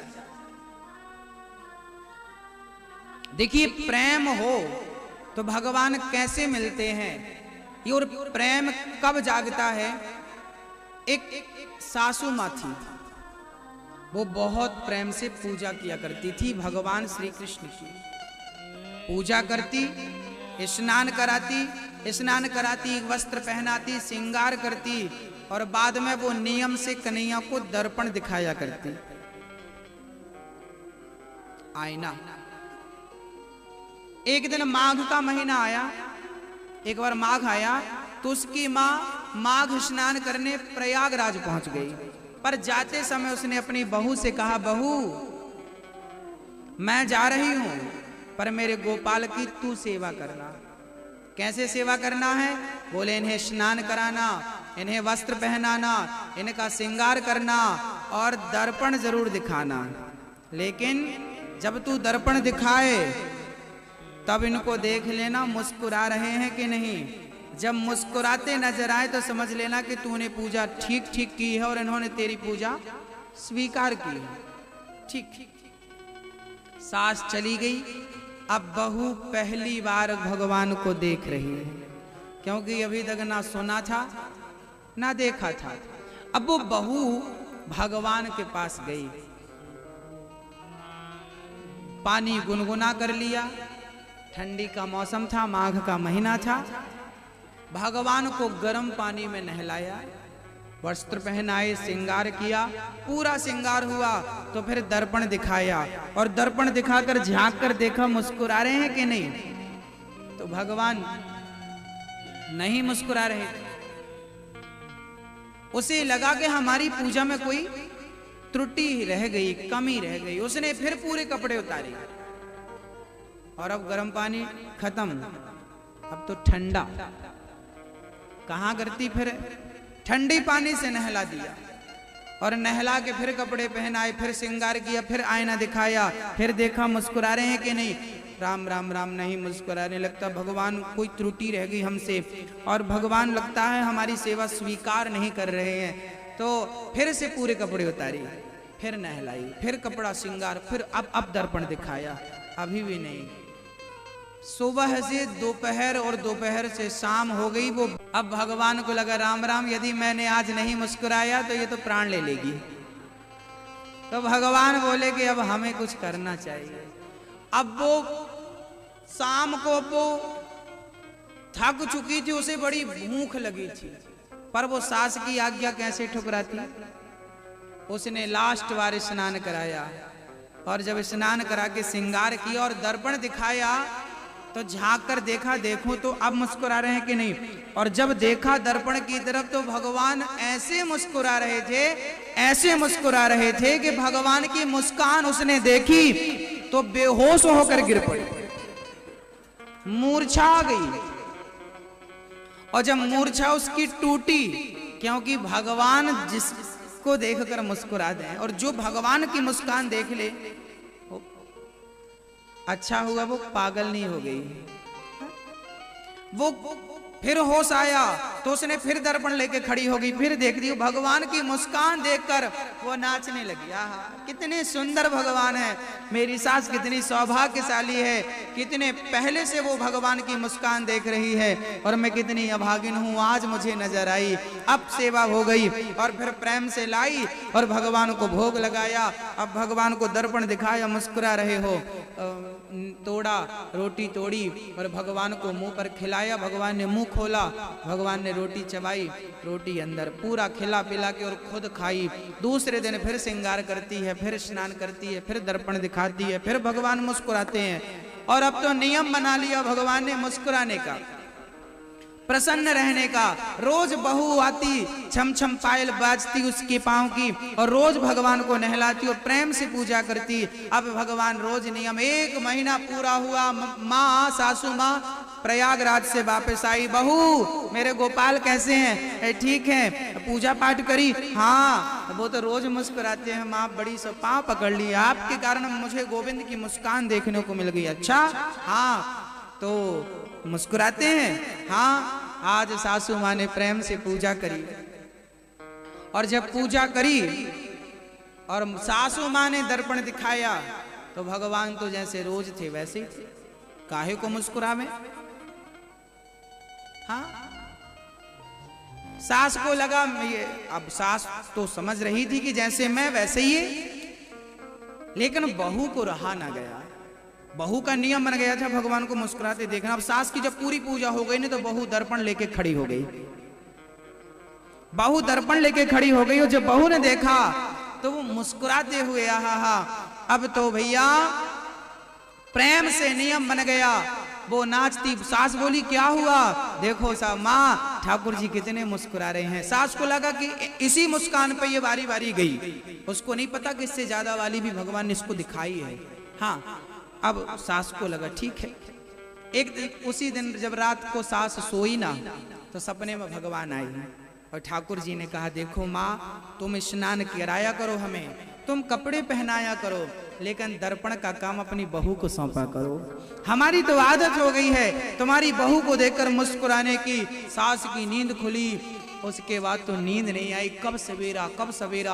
और जब सवेरा हुआ तो सास ने कहा बहू आज तू पूरी पूजा कर, और पूरी पूजा बहू ने करी और जो दर्पण दिखाया ठाकुर जी मुस्कुरा रहे थे। माँ जी आपने देखा? नहीं बहू मुझे दिखा। सास आई और जब सास ने देखा तो सास भी पागल होकर के झूमने लगी, बावरी हो गई।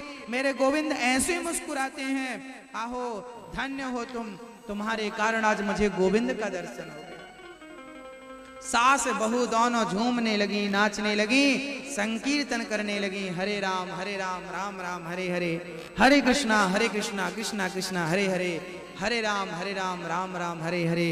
भाव का भूखा हूं मैं, भाव ही एक सार है। मैं चाहता हूं कि कभी आप दर्पण दिखाओ, और आपका दिखाया दर्पण, उस दर्पण में जब आप देखो तो आपके दर्पण पर परमात्मा मुस्कुराते नजर आए, आपको मुस्कुराते हुए कृष्ण दिखाई पड़े।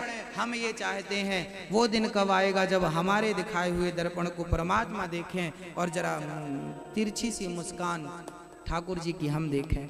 आज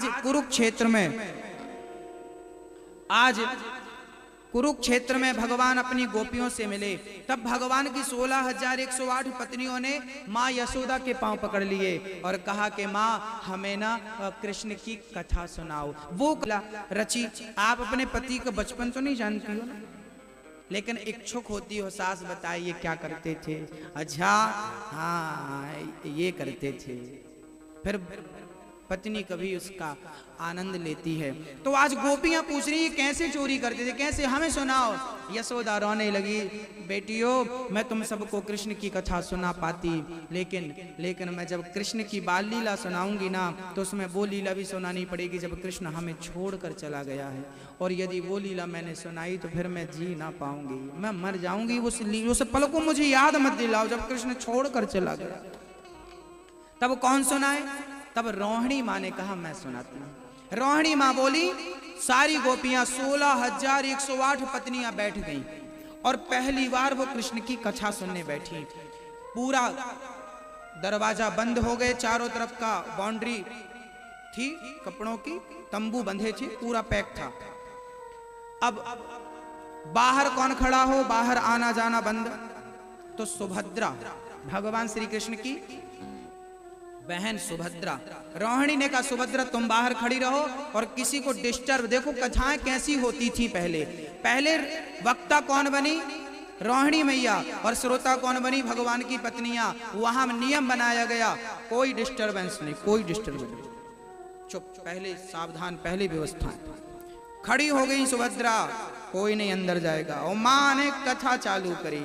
पहली बार गोपियों ने कृष्ण की बाल लीलाएं जब सुनी तो गोपियों की आंखों से पत्नियों, भगवान की पत्नियों की आंखों से झरझर आंसू। गोपियां भी बैठी थी, राधा रानी भी वहीं पर बैठी। सारी लीलाएं जब रोहिणी मां ने अपने मुखारविंद से गाई तो भगवान की लीलाएं सुन के पत्नियां, भगवान की गोपियां रोदन करने लगी।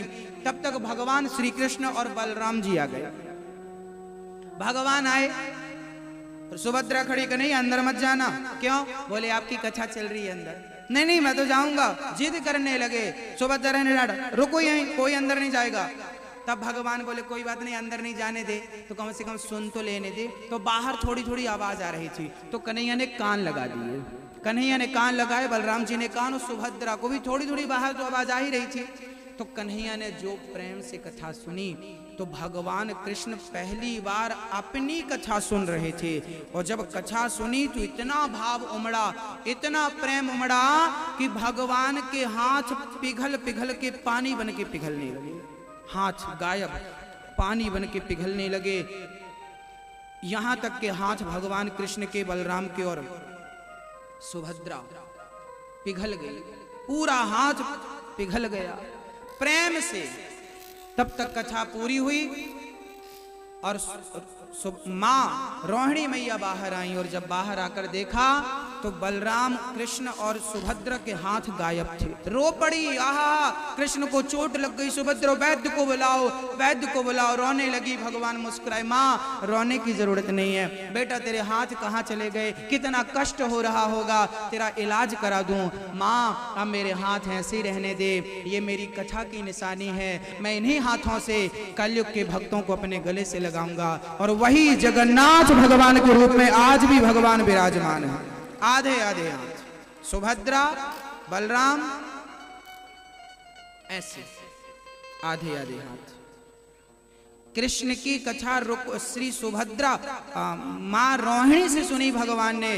और उसे कहते हैं ना कि भगवान की कथा सुनने से आपको भी आंखों में कभी कभी आंसू आ जाता, पिघलना इसी को बोलते हैं। तो भगवान की केवल हृदय नहीं पिघला, शरीर पिघलने लगा। ऐसी कथा सुनाई मां ने कि ये हालत थी। कहा जाता है कि जब भगवान ने बंसी बजाई ना तो यमुना का जल रुक गया था और पत्थर पिघल गए थे उस प्रेम से, है ना। बंसी बट में जब बंसी बजाई थी तो आज भी वहां कृष्ण के चरणों के निशान उन पत्थरों पे बने हुए हैं। आज भी भगवान बैठे हैं। कुरुक्षेत्र में भगवान की इस तरह से भेंट हुई है अपनी गोपियों से। अपने सबको फिर भगवान द्वारिका लाते हैं और सबकी सेवा करते हैं। राधा रानी जब द्वारिका गई ना, पहली बार जब रुक्मणी आदि पत्नियां राधा से मिली ना, तो कहा यह जाता है कि राधा रानी से मिलने रुक्मणी ने जिद करी, हमें मिलाओ, देखे तो कैसी है तुम्हारी राधा, हमसे ज्यादा सुंदर है क्या, है ना। तो रुक्मणी ने जिद करी तो भगवान ने कहा मैं ले आओ, जाओ। आगे एक सखी आई सुंदर सी, अच्छा आप राधा रानी है ना, मैं राधा की दासी हूं। अच्छा, आगे गई रुक्मणी जी, आगे गई तो एक सुंदर सी आई, अच्छा आप राधा रानी, नहीं मैं तो राधा रानी की दूसरी दासी हूं। जब दासियां इतनी सुंदर हैं, दासियों को देख करके रुक्मणी जी ऐसी, हम तो इनकी दासियों जैसी भी नहीं है। अच्छा, रुक्मणी मैया ना राधा रानी की दासियों जैसी भी नहीं थी, ये सत्य बात है। अंत में राधा रानी जब दिखी तो रुक्मणी जी की आंखें बंद हो गई, इतना तेज था। लो आपके लिए कृष्ण ने भेजा है, क्या है, पूछा भी नहीं क्या है, पी लिया। गरम उबलता दूध जब पिया, रुक्मणी घबरा गई, राम राम मर ना जाए, गरम दूध पी है, कुछ नहीं हुआ। बात करने लगी। रात को रुक्मणी पांव दबा रही थी भगवान के, तब भगवान के पांव में बड़े बड़े फफोले थे, बड़े बड़े, प्रभु ये क्या हो गया? बोले जल गया हूँ। कैसे जल गए? बोले आज कुछ गरम गरम मेरे पाँव में उबलता हुआ लग गया, ये फफोले आ गए। बोले किसने लगाया? बोले पता नहीं, मेरे चरण तो सदा सदा के लिए राधा रानी के हृदय में कैद हैं, और जब उसने गरम गरम दूध पिया तो मेरे चरणों में गया और मेरे चरण जल गए। कन्हैया के सामने रुक्मणी रोने लगी, मैं वो अपराधिन मैं हूं, मैंने गरम दूध पिलाया परीक्षा लेने के लिए, इसलिए आज भी दुनिया के किसी मंदिर में कन्हैया के संग रुक्मणी नहीं खड़ी। कौन खड़ा है? क्यों खड़ी हैं? कभी ये प्रश्न उठता होगा तो इसका जवाब आज सुन लीजिए। इसका जवाब ये है कि एक बार दुर्वासा जी द्वारिका गए तो रुक्मणी जी और कृष्ण उन्हें लेवाने गए। तो दुर्वासा जी बोले मैं इस रथ पर बैठ के नहीं जाऊंगा। तो फिर कैसे जाओगे? बोले पहले इसके घोड़े निकालो। दुर्वासा जी रथ पर बैठ गए, घोड़े निकालो, एक तरफ कृष्ण तुम लगो, एक तरफ रुक्मणी तुम लगो। अब रुक्मणी और कृष्ण को घोड़ा बनाकर दुर्वासा जी बोले अब तुम अपनी द्वारिका लेके चलो। कन्हैया जी चल पड़े, लेकिन रुक्मणी सुकुमार जी ना थक गई। कन्हैया बड़ी प्यास, सुनो बड़ी प्यास लगी, पानी पिला दो। कन्हैया बोले द्वारिका सामने बाबा जी कितने खतरनाक वाले बाबा जी हैं, पानी वानी पिलाएंगे, रूठ गए तो ठीक चल। नहीं नहीं बहुत प्यास लगी, मर जाऊंगी मैं। तो कन्हैया ने एक पांव का प्रहार किया तो चरण गंगा पैदा हो गई।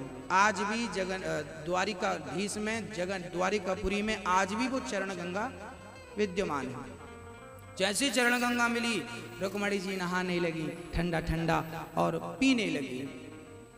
जब रुक्मणी ने पी लिया तो कन्हैया बोले हम भी पी ले। कन्हैया भी पीने लगे, और जब दोनों ने पी लिया तो बाबा जी बोले बालक गलत किया तुम लोगों ने। रुक्मणी अपने गुरु को पिलाए बिना, पानी पूछे बिना खुद पी गई।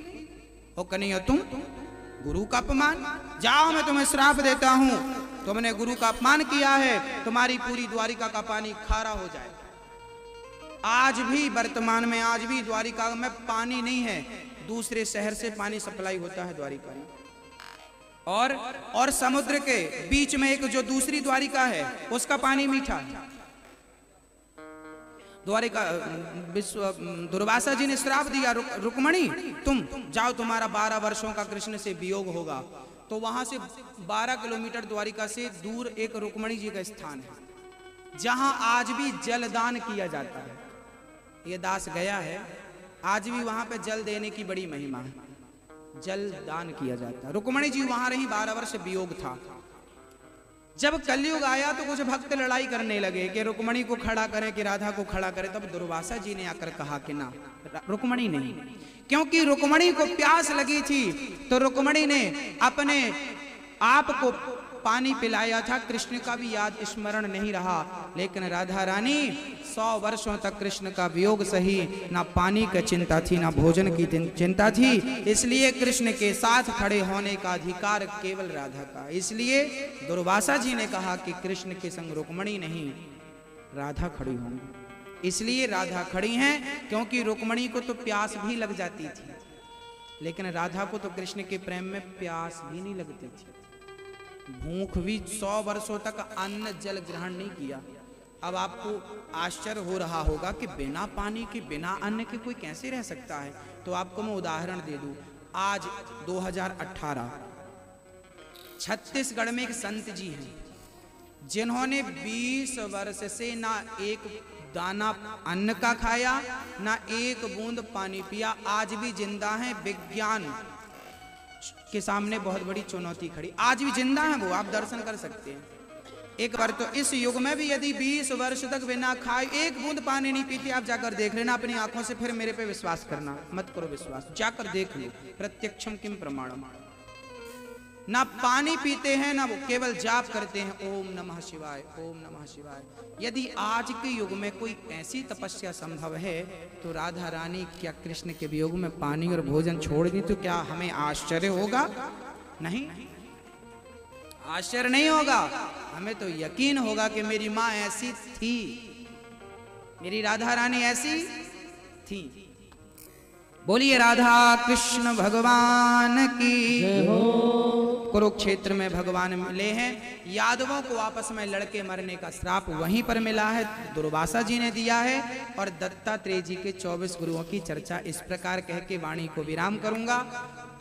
24 प्रकार के गुरु होते हैं, आप भी 24 गुरु देखो। दीक्षा गुरु हजारों हो सकते हैं, है ना। दीक्षा गुरु, शिक्षा गुरु हजारों हो सकते हैं, शिक्षा गुरु हजारों हो सकते हैं, बट दीक्षा गुरु एक होता है। शिक्षा तो चींटी से भी ले लो, हाथी से भी ले लो, पतंगे से भी ले लो। पृथ्वी को गुरु बनाया और दत्तात्रेय जी ने सीखा सहनशीलता। वायु को गुरु बनाया और सीखा वायु दुर्गंध सुगंध दोनों से गुजरती है पर आसक्त नहीं होती। सुख में रहो दुख में रहो आदि मत बनो। तीसरा गुरु बनाया आकाश को, जैसे आकाश सर्वव्यापी है ऐसे ईश्वर सर्वव्यापी है। अग्नि को गुरु बनाया, अग्नि में कुछ भी डालो भस्म, ऐसे हमारा स्वभाव होना चाहिए। सम्मान कोई करे तो भी स्वाहा, अपमान कोई करे तो स्वाहा। ना सम्मान में उलझना ना अपमान में उलझना, क्योंकि सम्मान सोने की बेड़ियां हैं और अपमान लोहे की बेड़ियां, बंधन दोनों में है। इसलिए ना सम्मान अच्छा है ना अपमान अच्छा है, भक्ति ही सबसे अच्छी है। तो क्या चाहिए? कई लोग गाना गाते हैं, महाराज हमारा अपमान कर दिया, हमारा अपमान। सम्मान की कितनी भूख होती है लोगों को, क्यों? अरे भक्ति करोगे तो ऐसा सम्मान होगा ना आपने कभी कल्पना की होगी ना कभी सोचा होगा। भक्तों का वो सम्मान हो, इसलिए भक्ति करो। छोड़ दो हमारे बारे में लोग क्या सोच रहे हैं। जल को गुरु बनाया, जैसे जल अपना स्वभाव कभी नहीं छोड़ता, गर्म कर दो तो शीतल, बर्फ बना दो तो पिघल जाता है, अपना स्वभाव नहीं छोड़ता। ऐसे हमें अपना स्वभाव, आपका स्वभाव क्या है, नेचुरल स्वभाव क्या है बताइए। अच्छा जब आप बच्चे थे, आप भी तो थी छोटी सी गुड़िया, तब आपको कोई थप्पड़ मार देता था गाल में, तब गुस्सा आती थी कि नहीं? जब आप 1 वर्ष के थे, 1.5 वर्ष के थे, तब गुस्सा आती थी? बोलते जाना हाँ या ना, नहीं आती थी। अच्छा तब आप लोग, कोई आपको थप्पड़ मार दे तो आपको गुस्सा, ये मैं बदला लूंगा, ऐसा था क्या? नहीं था, नहीं था। लेकिन आप बड़े हो गए ना तो बदले की भावना जाग गई। बालक छोटा सा होता है ना तो सोने के ढेर को लात मार के और वो माँ की गोद की ओर बढ़ता है, और वही बेटा बड़ा हो जाता है तो माँ को छोड़ करके सोने चांदी की ओर बढ़ता है। छोटा था तो कितना शुद्ध बुद्ध था, और बड़ा हुआ तो वही कितना अपवित्र हो गया। अपने स्वभाव को नहीं छोड़ना चाहिए। आपका स्वभाव वो नहीं है जो आज है, आपका स्वभाव वो था नेचुरल जो आपका बचपन में था। वो स्वभाव कहाँ गया आपका? जब वो स्वभाव आ जाएगा, कहते हैं जिस दिन आप बच्चे बन जाओगे, बच्चों के अंदर कोई द्वेष नहीं है, बच्चों को निर्वस्त्र कर दो, क्या उनके अंदर कोई वासना है? नहीं ना। 3 साल का, 2 साल का, 1 साल का बच्चा बिना कपड़ों के घूमता रहता है, कोई वासना नहीं। जैसे वो निर्विकार है, ना क्रोध है, ना काम है, ना लोभ। अच्छा बच्चे झूठ बोलते हैं। एक पापा जी थे, बेटा उनके कर्जा था 20-25 हजार, कर्जा मांगने वाले, सुनो हमारे 20 हजार दो। तो बेटा, पापा बोले बेटा 1 लड्डू देंगे, बोलना पापा घर पे नहीं है। वो आया, सुनो पापा ने लड्डू दिया है, कहा है कि पापा घर पे नहीं है। मतलब बच्चों से झूठ बोलना सिखाते हैं आप लोग, गलत आदत है। आप लोगों सिखाते हैं बेटा ऐसे ऐसा बोल दो, ना ना, आप गलत आदत डलवा रहे हैं अपने स्वार्थ के लिए। और बच्चों की आदत ये आपको ऐसी नहीं डलवानी चाहिए। बच्चे भगवान होते हैं, उनके बड़ा भगवान कौन होगा? साक्षात ब्रह्म है, वो परमात्मा है। आपकी नेचुरल बुद्धि वैसी थी जैसी बच्चों की, आपकी वैसी हो जाए तो परमात्मा प्राप्त हो जाएगा। ना काम, ना क्रोध, ना लोभ, ना मोह, ना अहंकार। तो आज 2018 जा रहा है, तो आज कसम खाओ कि इस 18 के साथ हमारा अहंकार भी जाएगा, हमारा असत्य भी जाएगा। हम आज से कभी अहंकार नहीं दिखाएंगे। खाओ कसम, आज कथा सुनिए आप लोग, कसम आज से सास बहू का झगड़ा बंद। कौन कौन बंद करेगा? वैसे आप लोग झगड़ा तो करती नहीं हो, लेकिन फिर भी सास से बहू का, बहू से सास का झगड़ा नहीं करेंगे। कसम खाओ, नहीं करेंगे, प्यार से रहेंगे। अच्छा देवरानी जिठानी प्यार से रहेंगी आप लोग? आपकी जिठानी आपसे बोलती है कि नहीं? और आप बोलती हो? मतलब ठीक ठीक बोलती हो कि मुंह घुमा के? नहीं, कई प्रकार की बातें होती है ना, ऐसे भी तो होता है, मुंह फेर लेना। तो आप लोग प्यार करोगी अपने परिवार के हर सदस्य से, किसी का दिल ना दुखाना। इस 2018 की इस कथा में आज अंतिम दिवस की कथा पे अंतिम साल का भी अंतिम दिवस है। तो आज कसम खाएं कि अगला जो आने वाला कल है वो प्यार से शुरू हो, मोहब्बत से शुरू हो, भक्ति से शुरू हो, सत्कर्मों से शुरू हो और संस्कार से शुरू हो। हमारे जीवन में कोई कुरीति ना हो। अच्छा, कल कथा सुनाने के बाद ना हम आप लोगों से कुछ मांगेंगे, तो हमें आप देंगे अपनी दक्षिणा? मांग लें। आपने कथा सुनी होगी, एक दिन की भी, एक घंटे की भी, तो हम तो अधिकारी हैं मांगने के। तो आपसे हम मांग लें अपनी दक्षिणा? हाँ ना? कौन कौन देगा भैया? दक्षिणा मांग रहे हैं मैया जी? हाथ नहीं उठाओ मेरी माँ, हाथ नहीं उठाया आपने, हमें लगा इच्छा नहीं है देने की। कथा सुनी आपकी? नहीं तो दो मेरी माँ। तो आज मैं मांग लूं अपनी दक्षिणा? यदि आप लोगों ने सारे भक्तों से निवेदन, विनती, प्रार्थना हाथ जोड़कर दास कर रहा है, यदि आपने कथा सुनी है तो मुझे दक्षिणा चाहिए। आज से मुझे आप वचन दीजिए, दक्षिणा में दीजिए। आज के बाद आप, मुझे नोट नहीं चाहिए, मैं पैसा नहीं मांगूंगा, ना नोट चाहिए ना वोट चाहिए। यदि देना चाहते हो तो अपने जीवन की बुराइयां लाकर और श्री भागवत जी के श्री चरणों में चढ़ा दो और यहां से आज अपनी झोली फैलाना। आज मैं सत्य कह रहा हूं आपसे, आज मैं सत्य कह रहा हूं। आज आप लोग अपनी झोली भागवत जी और भगवान के सामने फैलाना।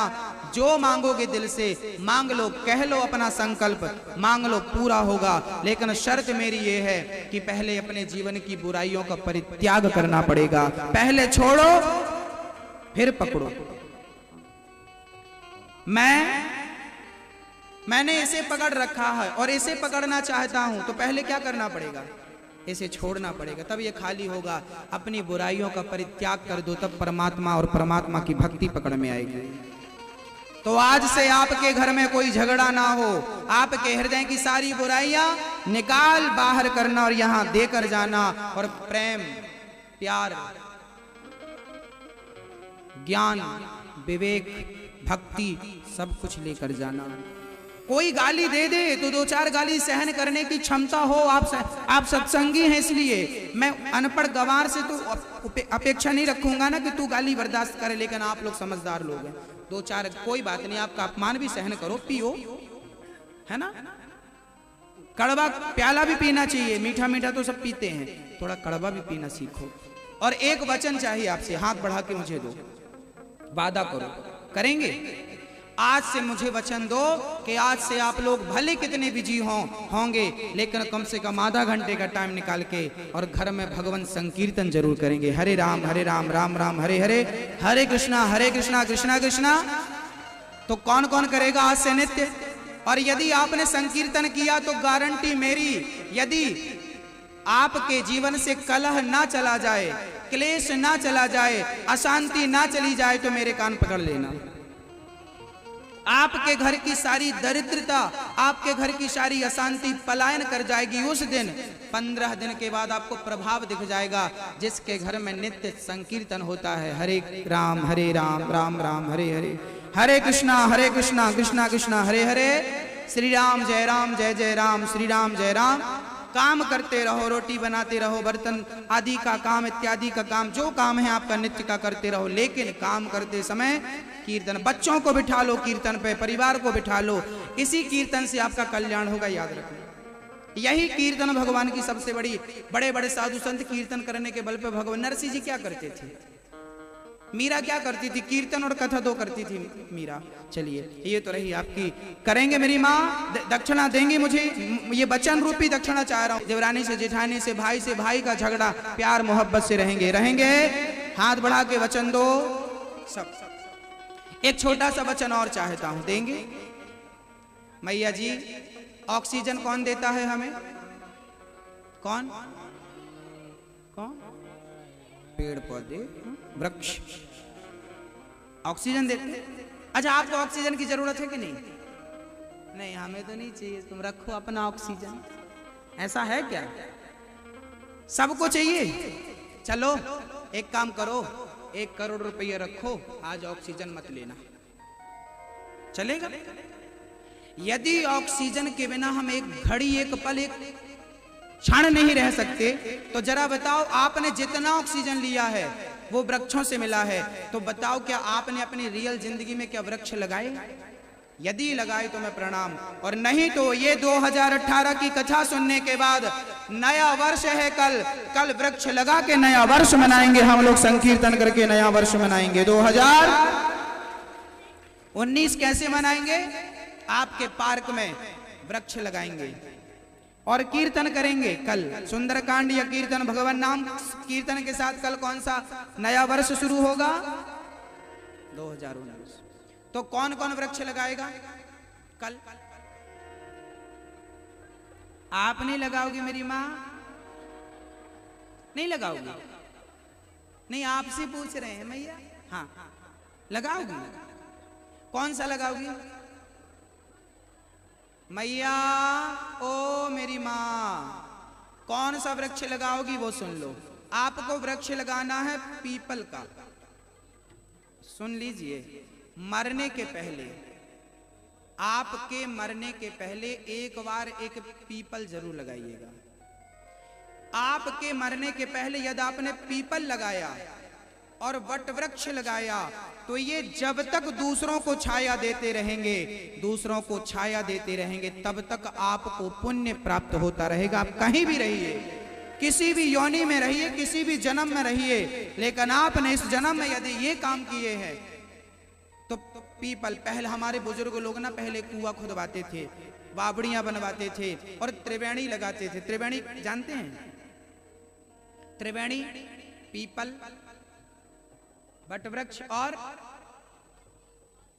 पीपल, नीम, वटवृक्ष, तीन मिला के पीपल, वटवृक्ष और नीम, इसे त्रिवेणी कहते हैं। जिसने अपने जीवन में त्रिवेणी लगाई है, तो जितने पक्षी उसके ऊपर बैठते हैं उतने जन्मों तक भगवान का धाम मिलता है। ये शास्त्रों में वर्णन है। आप ये मत समझिए कि पेड़ लगाना केवल में विज्ञान की, ना, विज्ञान तो आज पता कर पाया कि पेड़ पौधे ऑक्सीजन देते हैं और ये अच्छे हैं, लेकिन हमारे शास्त्रों ग्रंथों में लिखा है, कहते हैं आंवला नवमी आती है ना, आंवला नवमी, हमारी माताएं आंवला की, गांव की माताएं पूजा करती हैं, क्योंकि आंवला में साक्षात भगवान विष्णु का वास होता है। तो आंवला जरूर लगाना चाहिए और नीम जरूर लगाना चाहिए। वट वृक्ष, पीपल वृक्ष, नीम और आंवला, ये 4 वृक्ष लगाने चाहिए। तो आपके हाथ से कम एक वृक्ष ऐसा लगे जो पीपल और वट वृक्ष की तरह हो, और सिर्फ लगे ऐसा नहीं, उसकी पूरी परवरिश हो, जब तक बड़ा ना हो जाए तब तक आपके द्वारा परवरिश हो। ऐसी मेरी प्रार्थना। तो मुझे कौन कौन ये वचन देगा कि वृक्ष जरूर लगाएंगे? कौन कौन? मैया बातें नहीं कर रही हो,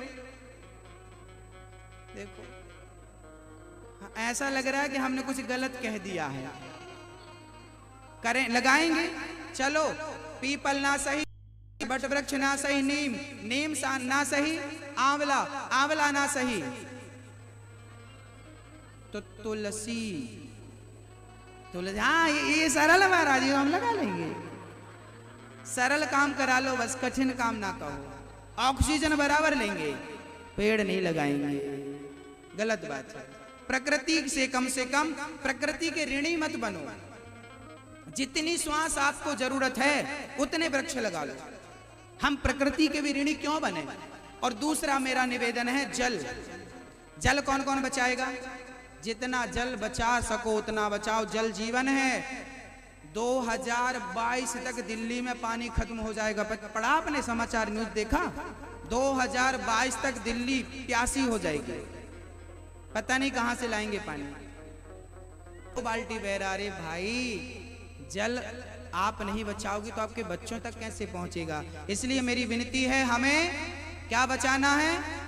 प्रकृति हमारी माँ है, प्रकृति से हम है, प्रकृति ना हो तो हम और हमारे बच्चे, हमारा परिवार होगा। इसलिए मेरी माँ, दिल्ली में कितना प्रदूषण है, कौन जिम्मेदार है? हम स्वयं जिम्मेदार हैं। वृक्ष लगाए होते तो ये दुर्दशा ना होती, पानी बचाया होता ये दुर्दशा ना होती। कोई बात नहीं, अभी कुछ नहीं बिगड़ा। संकल्प करो कि जल बचाएंगे, व्यर्थ में नहीं बहाएंगे। 24 गुरु बनाए दत्तात्रेय जी ने, आपस में लड़कर के सारे लोग सारे भगवान के परिकर आपस में प्रभास क्षेत्र में श्राप वश लड़के मर गए और भगवान पूरा परिकर अपने परम धाम को भेजते हैं। अर्जुन भगवान कृष्ण की पत्नियों को लेकर पहुंच गए हैं द्वारिका से हस्तिनापुर और भगवान श्री कृष्ण के सारे वंशज पुत्र पौत्रादि आपस में शराब पीकर लड़के भस्म हो गए। बलराम जी ने भी मारा। अनिरुद्ध का बेटा वज्र बचा है जिसके आज यादव संतान है। 7 दिन की पूरी कथा भगवान के पांव में बहेलिये ने बाण मारा। भगवान परम धाम को जाने लगे। जाते जाते भगवान से कहा प्रभु हम कैसे रहेंगे। भगवान बोले हम जा नहीं रहे, हम इस भागवत में समा रहे हैं। जहां जहां भागवत होगी वहां वहां प्रकट होकर मैं भक्तों का दुख दूर करता रहूंगा। भक्तों, आप में से कौन कौन चाहता है कि मैं दोबारा आपके बीच में कथा सुनाने आऊं? चाहते हैं कि मैं आऊं? यदि आप चाहते हैं तो आपको प्रयास करना पड़ेगा। यदि कथा अच्छी लगी तो आपको प्रयास करना पड़ेगा, प्रेरित करना पड़ेगा और सत्संग होते रहने चाहिए, कथाएं होती रहने। इस कथा से आप लोगों का कोई नुकसान हुआ, फायदा हुआ? फायदा हुआ? किस किस का फायदा हुआ? क्या फायदा हुआ? शांति मिली, भक्ति मिली, ज्ञान मिला, सब कुछ मिला। भगवान की कृपा भी बरसेगी, चिंता ना करना। सारे दुख दर्द कष्ट जीवन के समाप्त हो जाएंगे। भगवान परम धाम को गए हैं। 7 दिन की कथा का सार सूत जी महाराज सौनक आदि ऋषियों को सुना रहे हैं। पहले दिन की कथा में धुंधकारी का उद्धार हुआ। दूसरे दिन की कथा में 4 स्थान कलयुग को रहने को परीक्षित ने दिए, परीक्षित को श्राप लगा। तीसरे दिन की कथा में आपने सुना कि ध्रुव जी को भगवान की प्राप्ति बचपन में हुई। चौथे दिन बाल लीला कृष्ण जन्मोत्सव का दर्शन, राम जन्मोत्सव का दर्शन किया। 5वें दिन बाल लीलाओं का दर्शन किया। 6वें दिन रुक्मणी मंगल। आज 7वें दिन सुदामा चरित्र के साथ कथा को पूर्ण करते हैं। मेरे साथ एक श्लोक गुनगुनाइए। बोलिए नाम संकीर्तनम यस्य, नाम संकीर्तनम यस्य सर्व पाप प्रणाशनम, सर्व पाप प्रणाशनम, प्रणामो दुख शमनस्, प्रणामो दुख शमनस्, तम नमामि हरिं परम, तम नमामि हरिं परम। ओम शांति शांति सुशांतिर्भवतु। बोलिए हरे राम हरे राम हरे राम हरे राम राम राम राम राम हरे हरे हरे हरे हरे कृष्णा हरे कृष्णा हरे कृष्णा हरे कृष्णा कृष्णा कृष्णा कृष्णा कृष्णा हरे हरे हरे हरे। हे प्रभु हे प्रभु हमें अज्ञान से निकाल कर हमें अज्ञान से निकालकर ज्ञान की ओर ले चलो। ज्ञान की ओर ले चलो। हे प्रभु हे प्रभु हमें अंधकार से निकाल कर हमें अंधकार से निकालकर प्रकाश की ओर ले चलो। प्रकाश की ओर से। हे प्रभु हे प्रभु हमारे सारे अपराधों को क्षमा करके हमारे सारे अपराधों को क्षमा करके हमारी भूल हमारी भूल क्षमा करके क्षमा करके हमें अपनी भक्ति देकर हमें अपनी भक्ति देकर हमें अपना ज्ञान देकर हमें अपना ज्ञान देकर हमें अपनी शरण देकर हमें अपनी शरण देकर हमें कृतार्थ करें। हमें कृतार्थ करें। हम आपकी शरण में हैं। हम आपकी शरण में। हरि शरणम हरि शरणम हरि शरणम हरि शरणम हरि शरणम हरि शरणम। कहिए त्वमेव माता त्वमेव माता च पिता त्वमेव च पिता त्वमेव त्वमेव बन्धुश्च त्वमेव बन्धुश्च सखा त्वमेव सखा त्वमेव त्वमेव विद्या त्वमेव विद्या द्रविणं त्वमेव द्रविणं त्वमेव त्वमेव सर्वं त्वमेव सर्वं मम देव देव। मम देव देव। हे कन्हैया हे कन्हैया आज से आज से आप ही हमारे आप ही हमारे पिता हैं, पिता है। आप ही हमारी आप ही हमारी माँ हैं, माँ है। आप ही हमारे आप ही हमारे बंधु हैं, बंधु हैं। आप ही हमारे आप ही हमारे सखा हैं। सखा है। हम पतितों को हम पतितों को पावन करें। पावन करें। हम आपकी शरण में हैं। हम आपकी शरण में। हरि शरणम हरि शरणम हरि शरणम। हरि शरणम। सदा ये भाव बनाए रखिए कि हम भगवान के हैं। हम बड़े अपराधी, पापों को भूल जाता है, एक अच्छाई देख लेता है। भैया जी के लिए, भैया श्री यशपाल जी के लिए एक बार जोरदार हृदय से तालियां होनी चाहिए। पूरे प्रांगण को भाव विभोर कर दिया है इन्होंने। मैया मधु जी के लिए सुंदर तालियां होनी चाहिए। भैया श्री यशपाल जी के लिए, मैया श्री मधु भाई सुरेंद्र भैया जी के लिए जोरदार तालियां, भैया सतीश जी के लिए सुंदर, और इनके मित्र मंडल के लिए भी जोरदार तालियां। धन्य है इनका पूरा मित्र मंडल, साधुवाद के पात्र हैं, सहयोग दिया है। और जो धर्मशाला जिन भैया की, अग्रवाल जी की, उनके लिए भी जोरदार तालियां, उनका बड़ा सहयोग रहा है पूरी टीम। और मेरी माताएं देखो, 7 सवा 7 बज रहा है, मेरी माताएं इतनी रात को भी, इतनी सर्दी में भी कथा में बैठी हैं। माताओं, आपके लिए दास तालियां बजाकर आपका स्वागत कर रहा। धन्य है आप, धन्य है आपकी भक्ति को। ये दास आपके चरणों की रज को उठाकर अपने मस्तक पे धारण कर रहा है।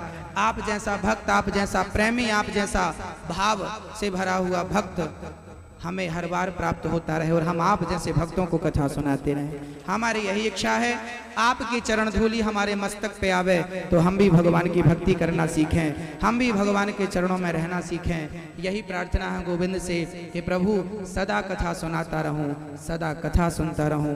यही करते नाम जपते कथा सुनते प्राणांत हो, यही इच्छा है गोविंद के श्री चरणों में। इन्हीं शब्दों के साथ दास अपनी वाणी को विराम करता है। 2018 की ये वाणी 2019 की वाणी कल प्रारंभ होगी भगवान नाम के साथ। दिशा टीवी के माध्यम से कल की कथा आप सुनिए, और ये कथा 7 दिन के यूट्यूब पर लाइव आई है। आप अपने मोबाइल पर ये कथा रिवर्स जो भूल गए हैं वो भी देखें, फेसबुक व्हाट्सएप पे सबको भेजें, ये कथा सब तक पहुंचाएं। उस चैनल को सब्सक्राइब भी करें ताकि आपको कथा प्राप्त होती रहे। हमारे भैया जी यशपाल जी 2 शब्द कह दीजिए, आप भी कुछ कह दीजिए। कल 11 बजे यहीं पर भंडारा होगा, कल भंडारा होगा। सभी भक्तों से आग्रह है कि सभी प्रसाद पाने जरूर आए। यशपाल भैया के प्रेम भरे भाव भरे 2 शब्द सुनिए मैया जी, फिर होली खेलते हैं। मैया 1 मिनट, मेरी माँ 1 मिनट, होली खेलते फिर चलेंगे घर। हमारे भैया, हमारे यशपाल भैया बता रहे हैं कि उन्होंने भागवत सुनी तो उनको क्या मिला, ये सुन लीजिए उनके भाव हृदय के, और 1 मिनट का समय दे दीजिए, बस बैठे रहिए। हमारे यशपाल भैया कुछ कहेंगे वो सुन लीजिए, फिर आप लोग होली का दर्शन करिए। उन्होंने 7 दिन कथा सुनी तो उनका क्या अनुभव है ये सुनाएंगे भैया जी। भैया जी सुनाइए। मेरा गुरु जी के चरणों में उसको चालू करो। हेलो, मेरा गुरु जी के चरणों में सत प्रणाम, और सब श्रोताओं को मेरे हाथ जोड़ के लाखों प्रणाम। आपने कथा सुनी और गुरुजी ने सुनाई, गुरुजी को भी आनंद आया। हम तो बस कन्हैया के गुलाम हो गए, कुछ नहीं कह सकता मैं, कुछ नहीं कह सकता। बस आप लोगों का बहुत बहुत धन्यवाद, बहुत बहुत धन्यवाद। कहते हैं ना, जो डूब गया है प्रेम में उसके पास शब्द ही नहीं है कुछ बयां करने के लिए। बस ये हाल भैया जी का, जो प्रेम में डूब गया वो क्या कहे, क्या कहे, डूब गया। कल भंडारा है, प्रसाद इतने दिल से भैया ने किया है। यशपाल जी ने किसी चीज में कोई कमी नहीं रखी। जब इन्होंने कोई कमी नहीं रखी तो मैं विश्वास दिलाता हूं मेरा कृष्ण भी अब इन्हें सुख सम्मान देने में कोई कमी नहीं रखेगा। जो चाहिए आपको, जो इनकी इच्छा है भैया जी आप मांग लीजिए। आज भागवत जी के सामने जो मांगेंगे आपकी झोली में मेरे गोविंद डालेंगे। जो मांगना है प्रेम से मांग लीजिए। इन्हीं शब्दों के साथ ये स्वस्थ रहें, ये सुखी रहें, यशपाल जी का यही निवेदन है। भागवत जी के श्री चरणों में मेरा निवेदन है, भागवत जी और भगवान जी इन्हें सदा स्वस्थ रखें, लंबी उम्र प्रदान करें और पूरा परिवार हरा भरा खेलता और खुशियों से भरा रहे, यही प्रार्थना है। ईश्वर की कृपा बनी रहे आप पर, आपके पूरे परिवार पर। बोलिए वाके बिहारी लाल की जय हो। अब होली का दर्शन। कल 11 बजे भंडारा है, आप आए।